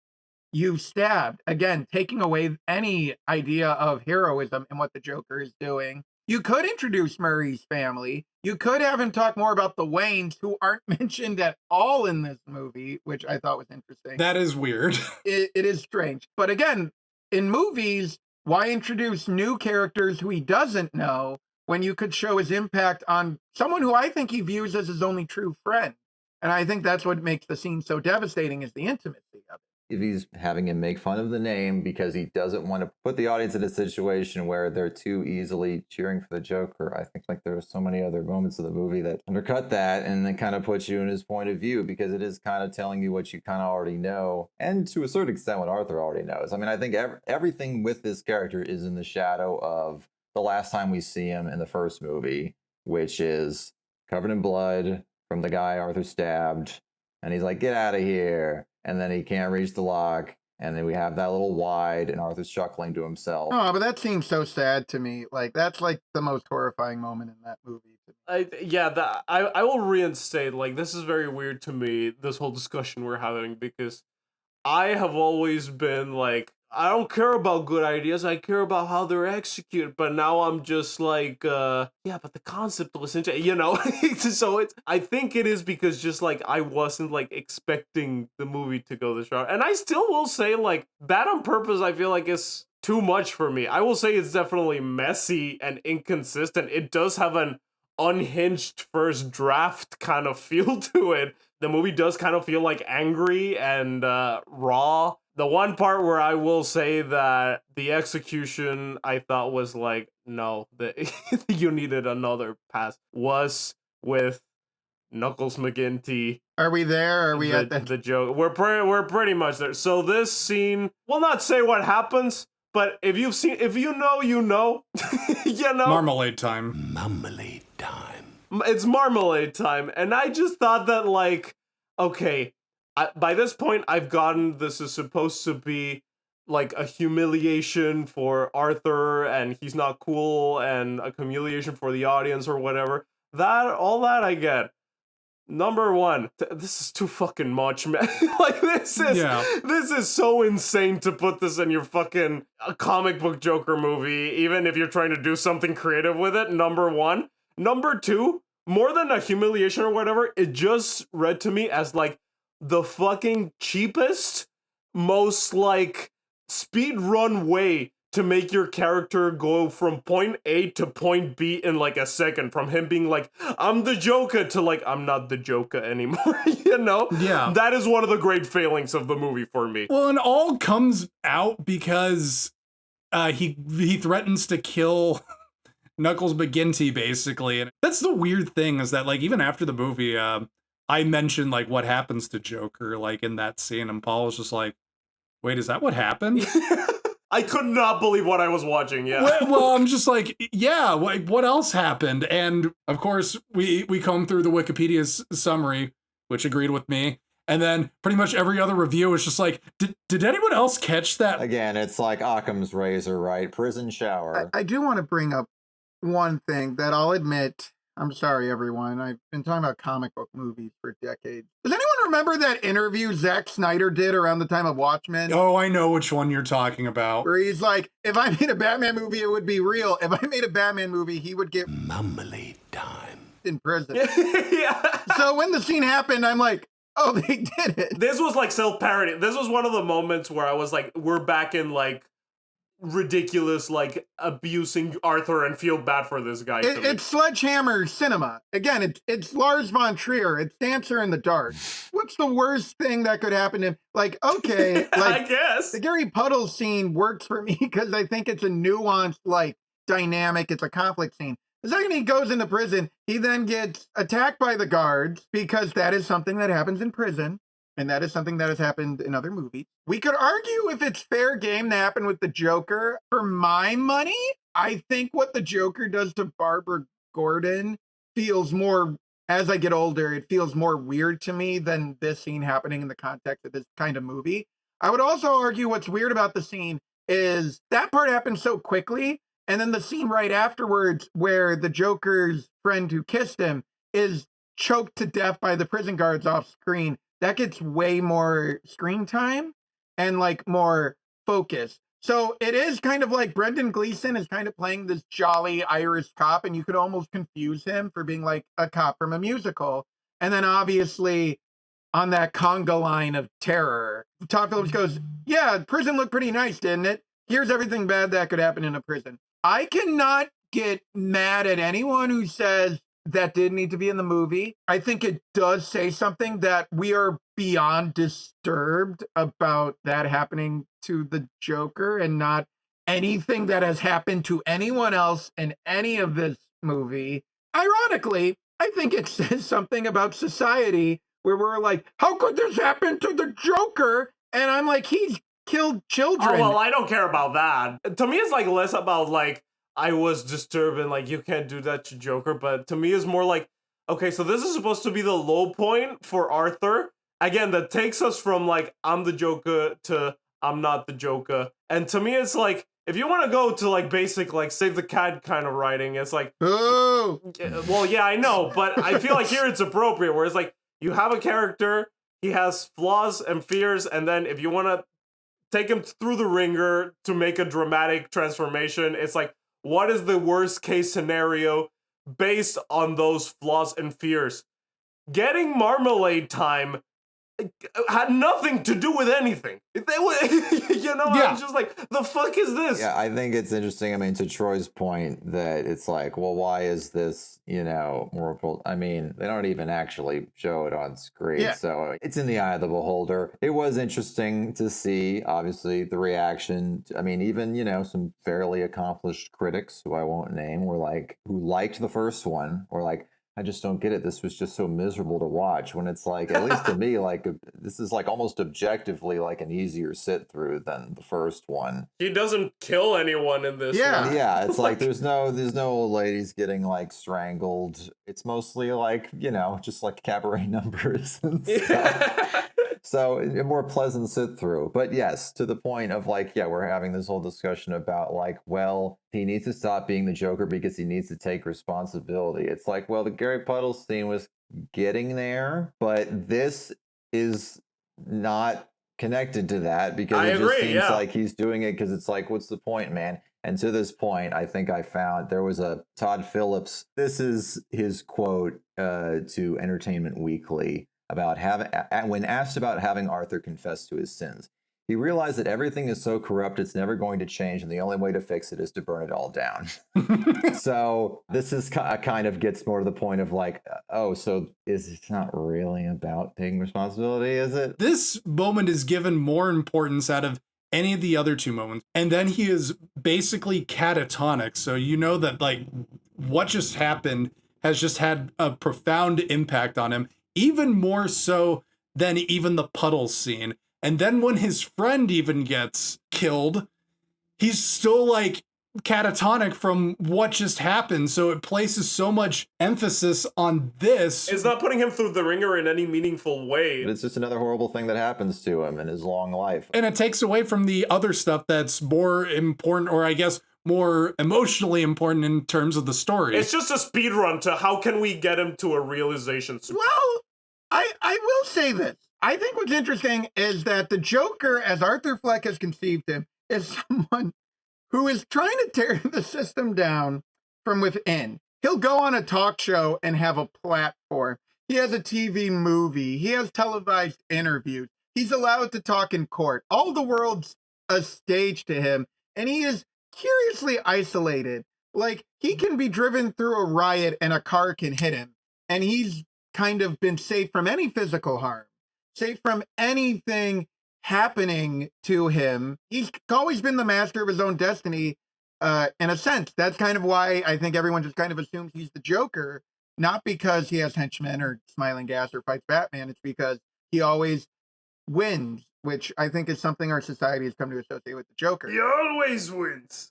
Sorry. He does this whole performance in court where he calls out the guards, only to be brought back to prison, and he's like going, woo-hoo-ha-ha, like he's performing the Joker, and that doesn't save him from being brutalized.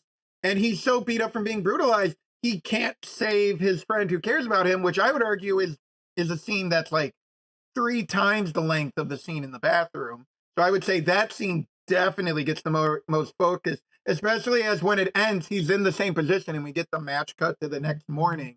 Like, that is the trauma that he's being left with. It kind of realized that if the system wanted to crush the Joker, he could get crushed. He can't take the system down. All right, I'll say this slightly critical thing. We could argue what's more tasteless is that Todd Phillips, he invoked that scene of something bad we know happens in prison a lot, and then he kind of invoked the George Floyd and Eric Garner deaths with the death of his friend. Basically, Todd Phillips is kind of showing that, yeah, the Joker as the act, like, there is no positive to the Joker. There is no taking down the corrupt system, which was the whole reason why the Joker had a point. So if the Joker can't get him the attention he seeks, it can't take down the corrupt system he wants, then really all the Joker is just an excuse he had for killing people. Any Bugs Bunny invulnerability that you might associate with the Joker, that is what I think a lot of people admire about the character, isn't real. I mean, yeah, I could believe that that's what he's going for. But again, it's like if you're kind of buying into like, what is Arthur going through? It's like he's been in prison for 2 years and he had a horrible life before that. You may kind of try to connect it with like maybe he's reliving his trauma with his mom and like the sexual abuse there, but I'm not sure how that like makes him like decide to not be the Joker anymore, especially when we see that the memories of his past abuse ignite Joker 2.0. Yeah, this whole part I didn't like, but then like honestly, like when he gives his little like standard routine, I'm not the Joker anymore, bringing the whole themes full circle, I think that works. And you may say it's pointless, but I thought that the fucking long take of the explosion and getting in the car and running away was pretty cool and well done, you know? I agree. I think the speech is good. We've kind of been talking about the speech this whole episode. But Harvey Dent. So again, Harvey Dent's kind of funny in this movie because, as a lot of people noticed, he's kind of a gloat shitto. Oh, in yeah. this movie, 'cause yeah. Bruce Wayne isn't mentioned at all. He's just kind of there. I really don't give a shit about that. Some people are upset that he didn't have more to do, and I'm like, I don't care. Yeah, but like when the explosion happens, his face gets a little something on it, But I think even Todd Phillips has said, I'm leaving the door open so that maybe later. You can't do it twice, Todd. You can be like, well, this isn't really Two-Face. This isn't the real This Harvey. is a version of Two-Face. Yeah, this is the guy that inspired Harvey Dent.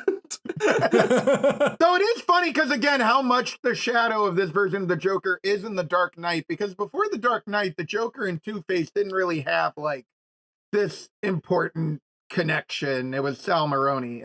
But yeah, the explosion, I thought that was the end. I thought that's how they got him. And then the guy who breaks him out is like wearing the purple and orange outfit. Like he looks more like the comic book Joker. There is kind of like I do like the kind of like dreamy, semi-surrealist imagery that feels like a nightmare of like he's being chased by himself. Yeah. And even though I was kind of disappointed how that long take ended, where I'm just like, oh, he just runs away. It still had me kind of grit because this was at the point where I was like, ooh, I don't know what's gonna happen. I was much more engaged with it than the last one. It's not as deterministic as the last one. In many ways, I feel the first one did kind of say he is on a conga line of trauma and he's going to have to do what he's got to do, and Batman will have his parents shot and there will be a Joker and a Batman. The first one is very much like predestination. The first one is very Protestant. The second one I felt was more Catholic. It's more about the choices you make. The passion of Todd Phillips. No. The passion of Todd Phillips. And it's like, you are kind of getting lost in society. And again, I think this is where I think something more interesting is that, no, he's not the Joker, but you get the sense that, yeah, he has started a movement that has nothing to do with him, much like how many celebrities start things that have nothing to do with them. And they hate them for happening, much like how J.D. Salinger hated what happened to Catcher in the Rye, much like how Todd Phillips hated what happened to Joker. And in this case, the idea is that Arthur Fleck has created the movement of Joker. Gotham did this idea. The comic books have done this idea. It's not a new idea, but it's a very interesting metatextual point. We complained in the first one, our review of the first one, that the whole idea of like, why does it start a movement? How does it start a movement? What do people really feel about him? How does this all work? Like getting a better sense of that. Like, because this movie is pretty much entirely in his head, we don't get any clarity on that. Because it's not important. Well, and it's also superficial. I mean, we understand that it's superficial, but it is the climax of the movie. Well, just I kind of want to bounce off that because that's what's interesting about this movie, I think, is Todd Phillips and Joaquin Phoenix mainly wanted to make a movie to show themselves off as artists. And they pretended, I won't be so mean as to say pretended, but they added social stuff and mental illness stuff and all this stuff into the first Joker. They pretended, yeah. It wasn't really important to them, I think. And in this movie, that's basically what the movie is. It's about an artist who's in it for the art and the attention and the critical acclaim. And they're not interested in what Steve Coogan or what anyone else thinks about what are the wider social implications of this. And in the end of the movie, they're swallowed by those social implications. They're terrified of it. Again, it's like in Albert Camus' The Stranger, where this guy has a philosophy. We're so back, baby. This guy has a philosophy. It's a philosophy that kills people, and it's horrific. And in his trial, everyone's like, will you take responsibility for this philosophy? And because this is a movie made by 21st century Americans, he does take responsibility for this philosophy. We come back to the staircase, and ironically now it represents his chance for a normal life in his mind. He's like, I got away, Harley Lee. We can be together. And he's like, you're not the Joker. Well, this whole part is insane because like before the car bomb, when he calls Lee, she puts the gun up to his head, and then Paul and I looked at each other in the movie theater going like, oh my God, this is like the most like twisted, fucked up shit. I'm like, are they just going to imply that Harley Quinn shoots herself and then Joker's going to fucking like get shanked in prison and that's the end? They don't go quite that far, but you kind of had that in your mind when he sees her at the stairs. I was like, is this a fantasy or no, this is actually happening because this is bad. But like, oh my God, are they really trying to take the piss out of the mythology? Yeah, I actually thought when I was watching it, I'm like, Harley is gonna kill Arthur. And I thought that he was in cahoots with the guy that turns out to be the Joker at the end of this movie, right? And I thought that was gonna be it. I was investigating reactions from fans. I was looking through some things. And yeah, there are definitely a few people that, and it crossed my mind when they're on the steps and the streetlights kind of come on one at a time, slightly magical. Mm-hmm. I was like, what's going on here? But no, once again, Todd Phillips has made it abundantly clear. This is not a dream. Finger gun, that's real. Yeah. It's all real. Oh my God. I think I saw one Redditor that was like, somehow the whole thing is like a dream at the end. Was it Todd Phillips? What's the Reddit account What called? is it? Just like him psychologically killing himself? I'm like, at what point would that even happen? I don't remember. So yeah, he meets up with Lee. He's like, we're gonna go off and have a nice suburban life, and she's just like, no, you're just Arthur. And the people watching this are just like, I hate this because he's not the Joker anymore. Well, no, the craziest thing is they're like, I don't understand this movie. Why was this movie made? This is just a cash grab. Well, yeah, that's the take that makes no sense. It's an interesting point of comparison to The Matrix Resurrections, because that was a movie where they were all very upfront about and pretty much say verbatim in the movie, which is why it has that whole kind of negging, like, first 30 minutes, like, you want this, don't you? Is because Warner Brothers went in and were like, we are making The Matrix 4 by hook or by crook. You can join or not, Wachowskis, Keanu, etc. And that's why the movie ended up like that. But there was never a hint of that with Todd Phillips. And now, of course, we have these variety stories that are trying to get ahead of the conversation by being like, we tried to stop him. We tried. David Zaslav has said, please, don't spend $200 million. And he said no. They knew exactly what they were doing. But yeah, it's still astounding to me how a movie can so obviously be like, this is you. And then he's also pointing at Arthur Fleck going like, this is me. This is you. This is you. my movie. And then everyone's just like, I don't get it. Why is he not the Joker no more? Yeah. It is a testament that you see what you want to see. It is up to interpretation, clearly. So we are now in the actual final scene where he's like, you have a visitor. We never find out who that is. No. I posted this question on r/Joker because I wanted to hear what people thought. I only got a couple of responses. Oh my God. Wait, Paul, are you an active poster on Joker Reddit? Look, it gives me badges when I engage with the fans. This is what running a podcast is all about. I was like so scared that he was like, you have a visitor, and it would be like a deep faked Heath Ledger. That's what I thought. I was so fucking scared it was going there. According to the Redditors, at least the two I think that commented were like, at least the two that will talk to me. yeah. They were just like, no, he had no visitor. It was like a trap. And I'm like, I don't think Brendan Gleeson coordinated this, but okay. No, I think that's possible. It also read to me like a trap. Yeah, that's how I interpreted it. It could have also been a deep fake of Cesar Romero. That would have been cool. No, I think this is just, again, like what happened to Jeffrey Dahmer, like what happened to James Earl Ray. He has reached his hypothesis as a Joker. He has somewhat come to terms with who he was as a person. He's taken responsibility for his actions, but he's swallowed by what he created. It doesn't matter if he's at peace with who he is. Nicely poetic how it's rounded up, I think. It's like Wild Bill Hickok was the myth of the cowboy. He got shot in the back. Arthur Fleck created the myth of the Joker. He gets stabbed by a guy who acts a lot more like how you would expect the Joker to actually act. And maybe he'll become the actual Joker that will fight Batman. Yeah, I'm gonna pretend who that cowboy guy was just to agree with you. But yes, I also think it's just like, it's kind of like what was really confusing to me about the reaction to this movie, because when he gets stabbed, everyone in the theater went, yeah, like that, and then like complete silence, and then I just hear people saying, that fucking sucked, and I'm like, you just, what, I don't know. I mean, you can say you didn't like it, but to say that it's like one of the worst things ever, I'm like, it's really not. We're hearing this a lot about this movie, that it doesn't know what it's doing, that it failed, that it doesn't understand what it's saying.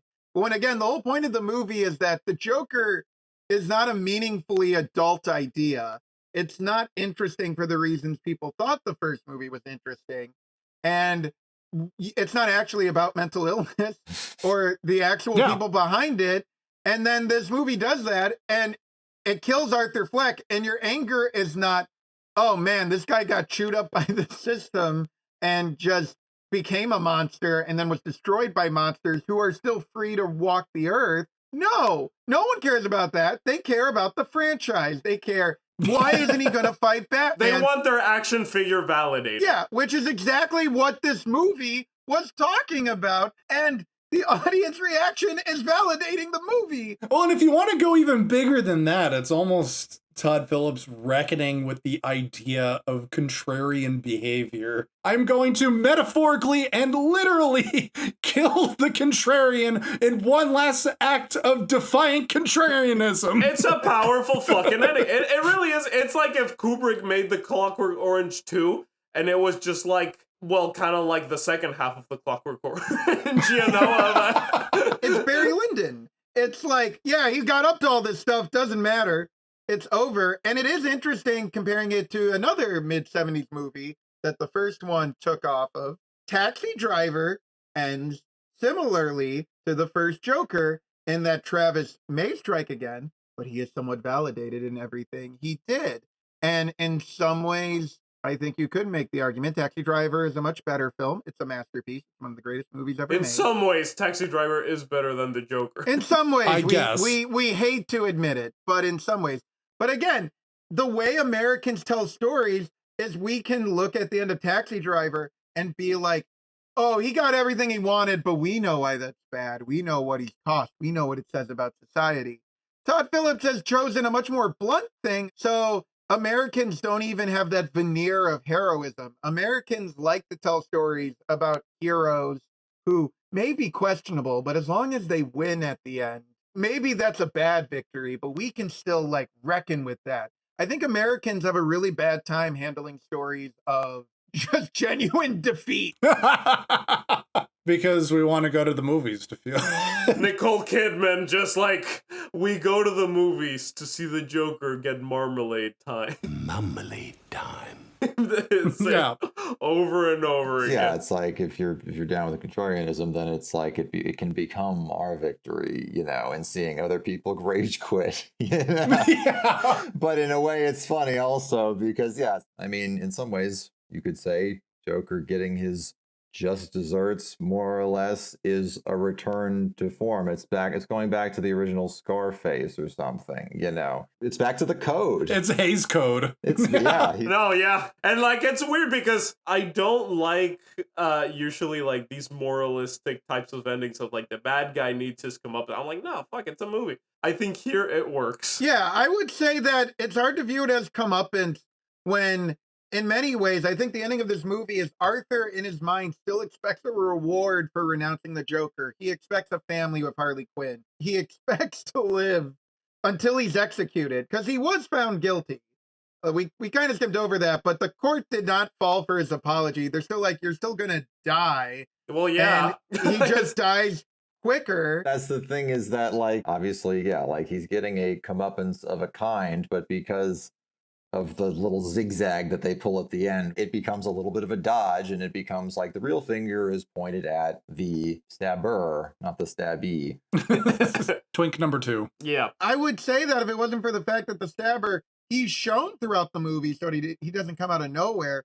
But in many ways, the TV interviewers that lifted Arthur up, the court system, like the people who tore him down, the people who raised him up are independent of the guy who finally gets him. It's like the assassination of Jesse James by the coward Robert Ford.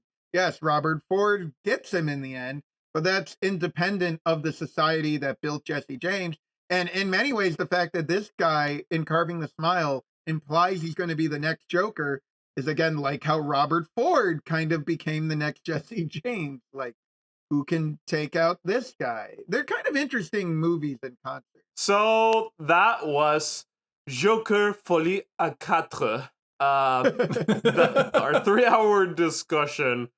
Shall we get into final thoughts, boys? Let's do it, because Jan, you should go first. So how do I rate this Joker? So this Joker is not the Joker.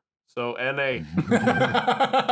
What a twist. Yeah, it's interesting because I do think he's a much better Joker in this than he is in Joker, where he is the Joker. If I was rating it, if he was the Joker, he's like a solid 7 out of or 8 out of 10 Joker. You know, he does his popcorn like corn. He does all his quips, and I don't know. I like the dancing. There is a real Joker at the end, but I didn't see much of him. I wish he was Ricky. I wish that we're the same fucking character. But yeah, he seems fine. He seems crazy enough. 7? Okay. The movie. I don't know. I thought I would hate this. Maybe it's just because I can finally say we saw the Joker do full penetration and it's actually real this time. I think. No, we don't want to see that. We don't want to see full penetration. I do. But I thought I didn't like it because it just looked like the same movie as the last one, but with music. And no, it turns out it's a radically different movie, and it's not really a sequel. Like we said, it's like a meta commentary on the whole thing.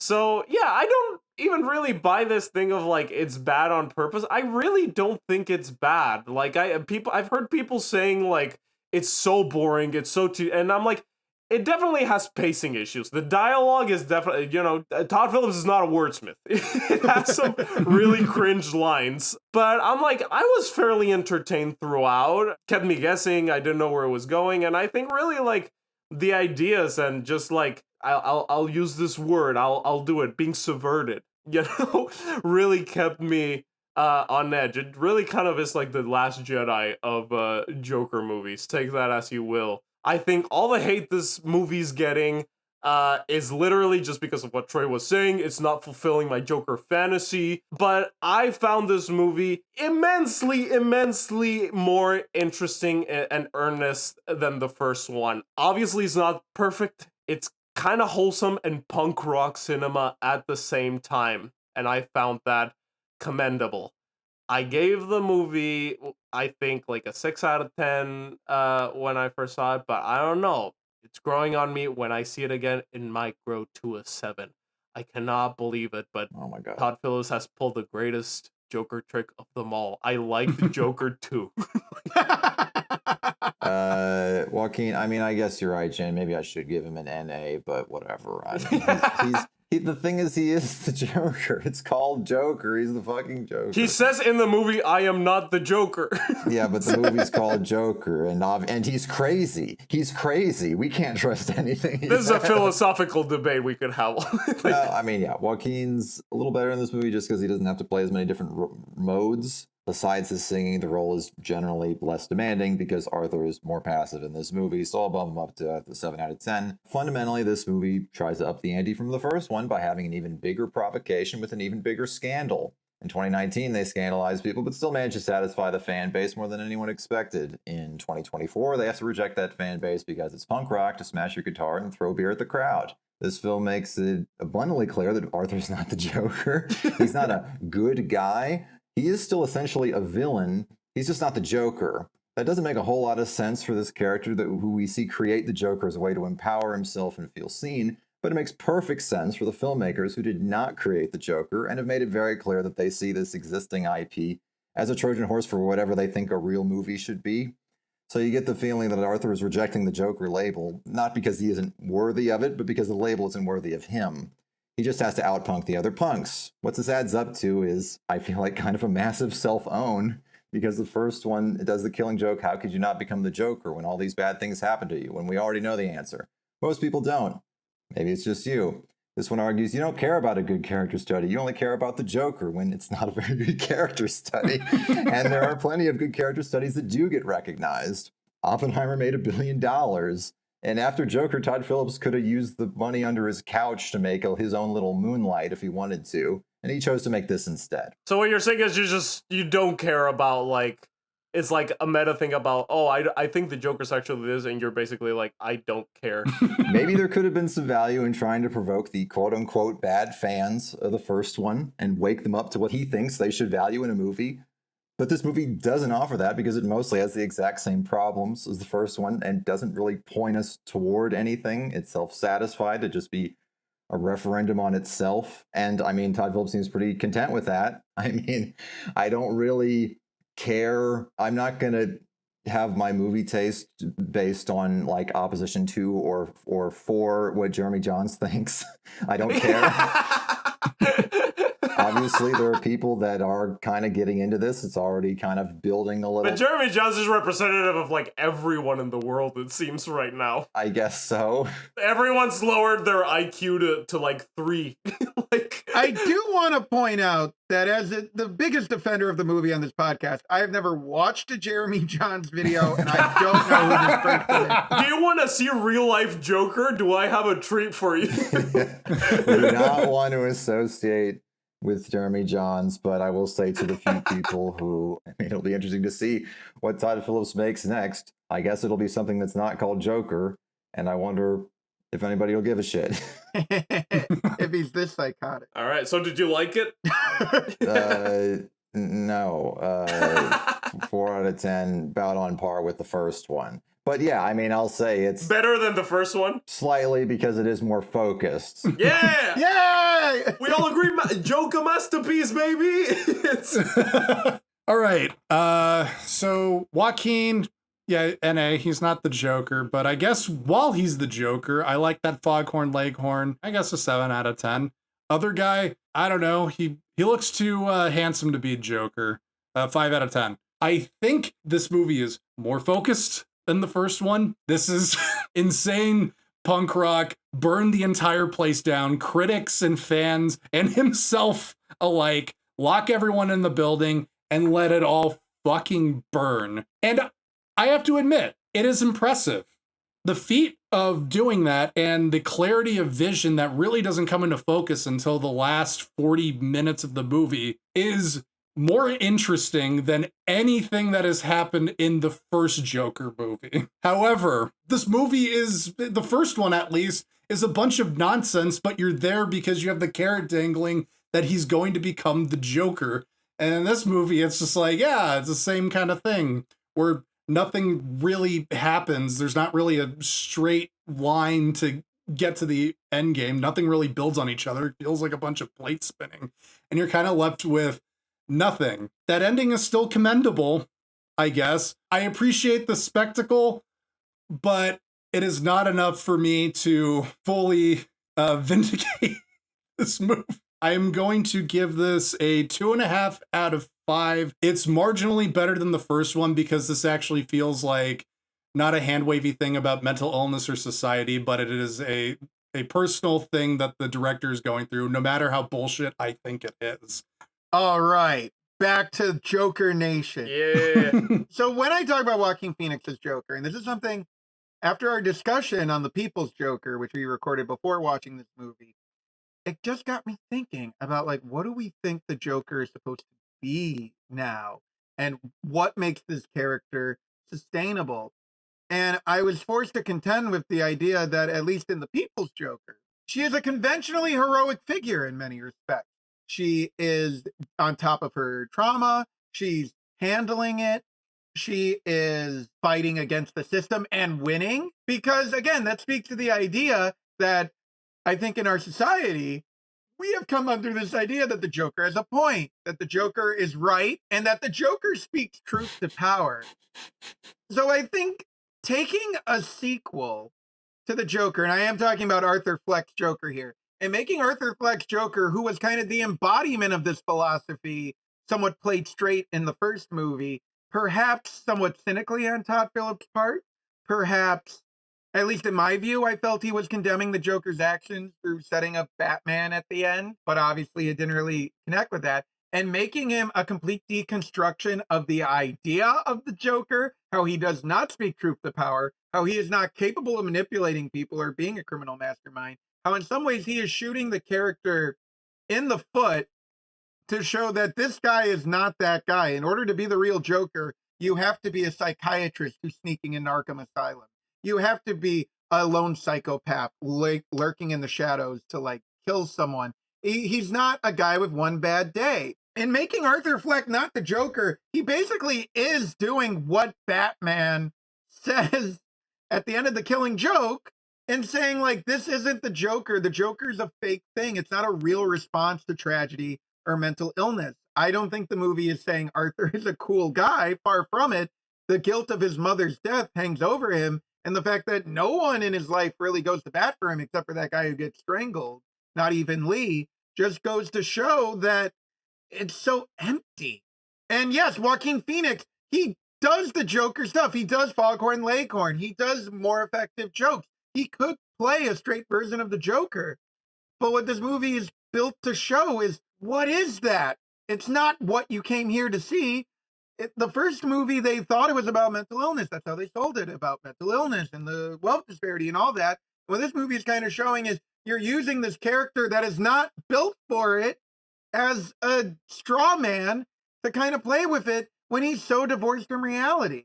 So I have to give Joaquin Phoenix's Joker in this movie, I would say, a 6 out of 10 as a Joker, but that's a very positive 6 out of 10 because in every way he's not the Joker. He's playing with the idea of the Joker. And as for the psychopath guy, he kind of had a calm self-assurance. He could be interesting to fight Batman. We'll give him a 7 out of 10. Good job, Mr. Story. Now on to the movie. Yeah, so I dug the hell out of this movie. Yeah. And in many ways, what I thought was so interesting about this movie was it felt as a capstone, not just to the societal debate about the Joker, but about debates about movies that I've been having with people since the beginning of film school. I remember talking about The Dark Knight Rises with certain people. Hello. Hi, Paul. And I remember what I didn't like about The Dark Knight Rises was he was basically saying the whole movie is saying Bruce Wayne is doing something incredibly unhealthy being Batman. He is like hurting himself. He's hurting others. He doesn't know what's going on.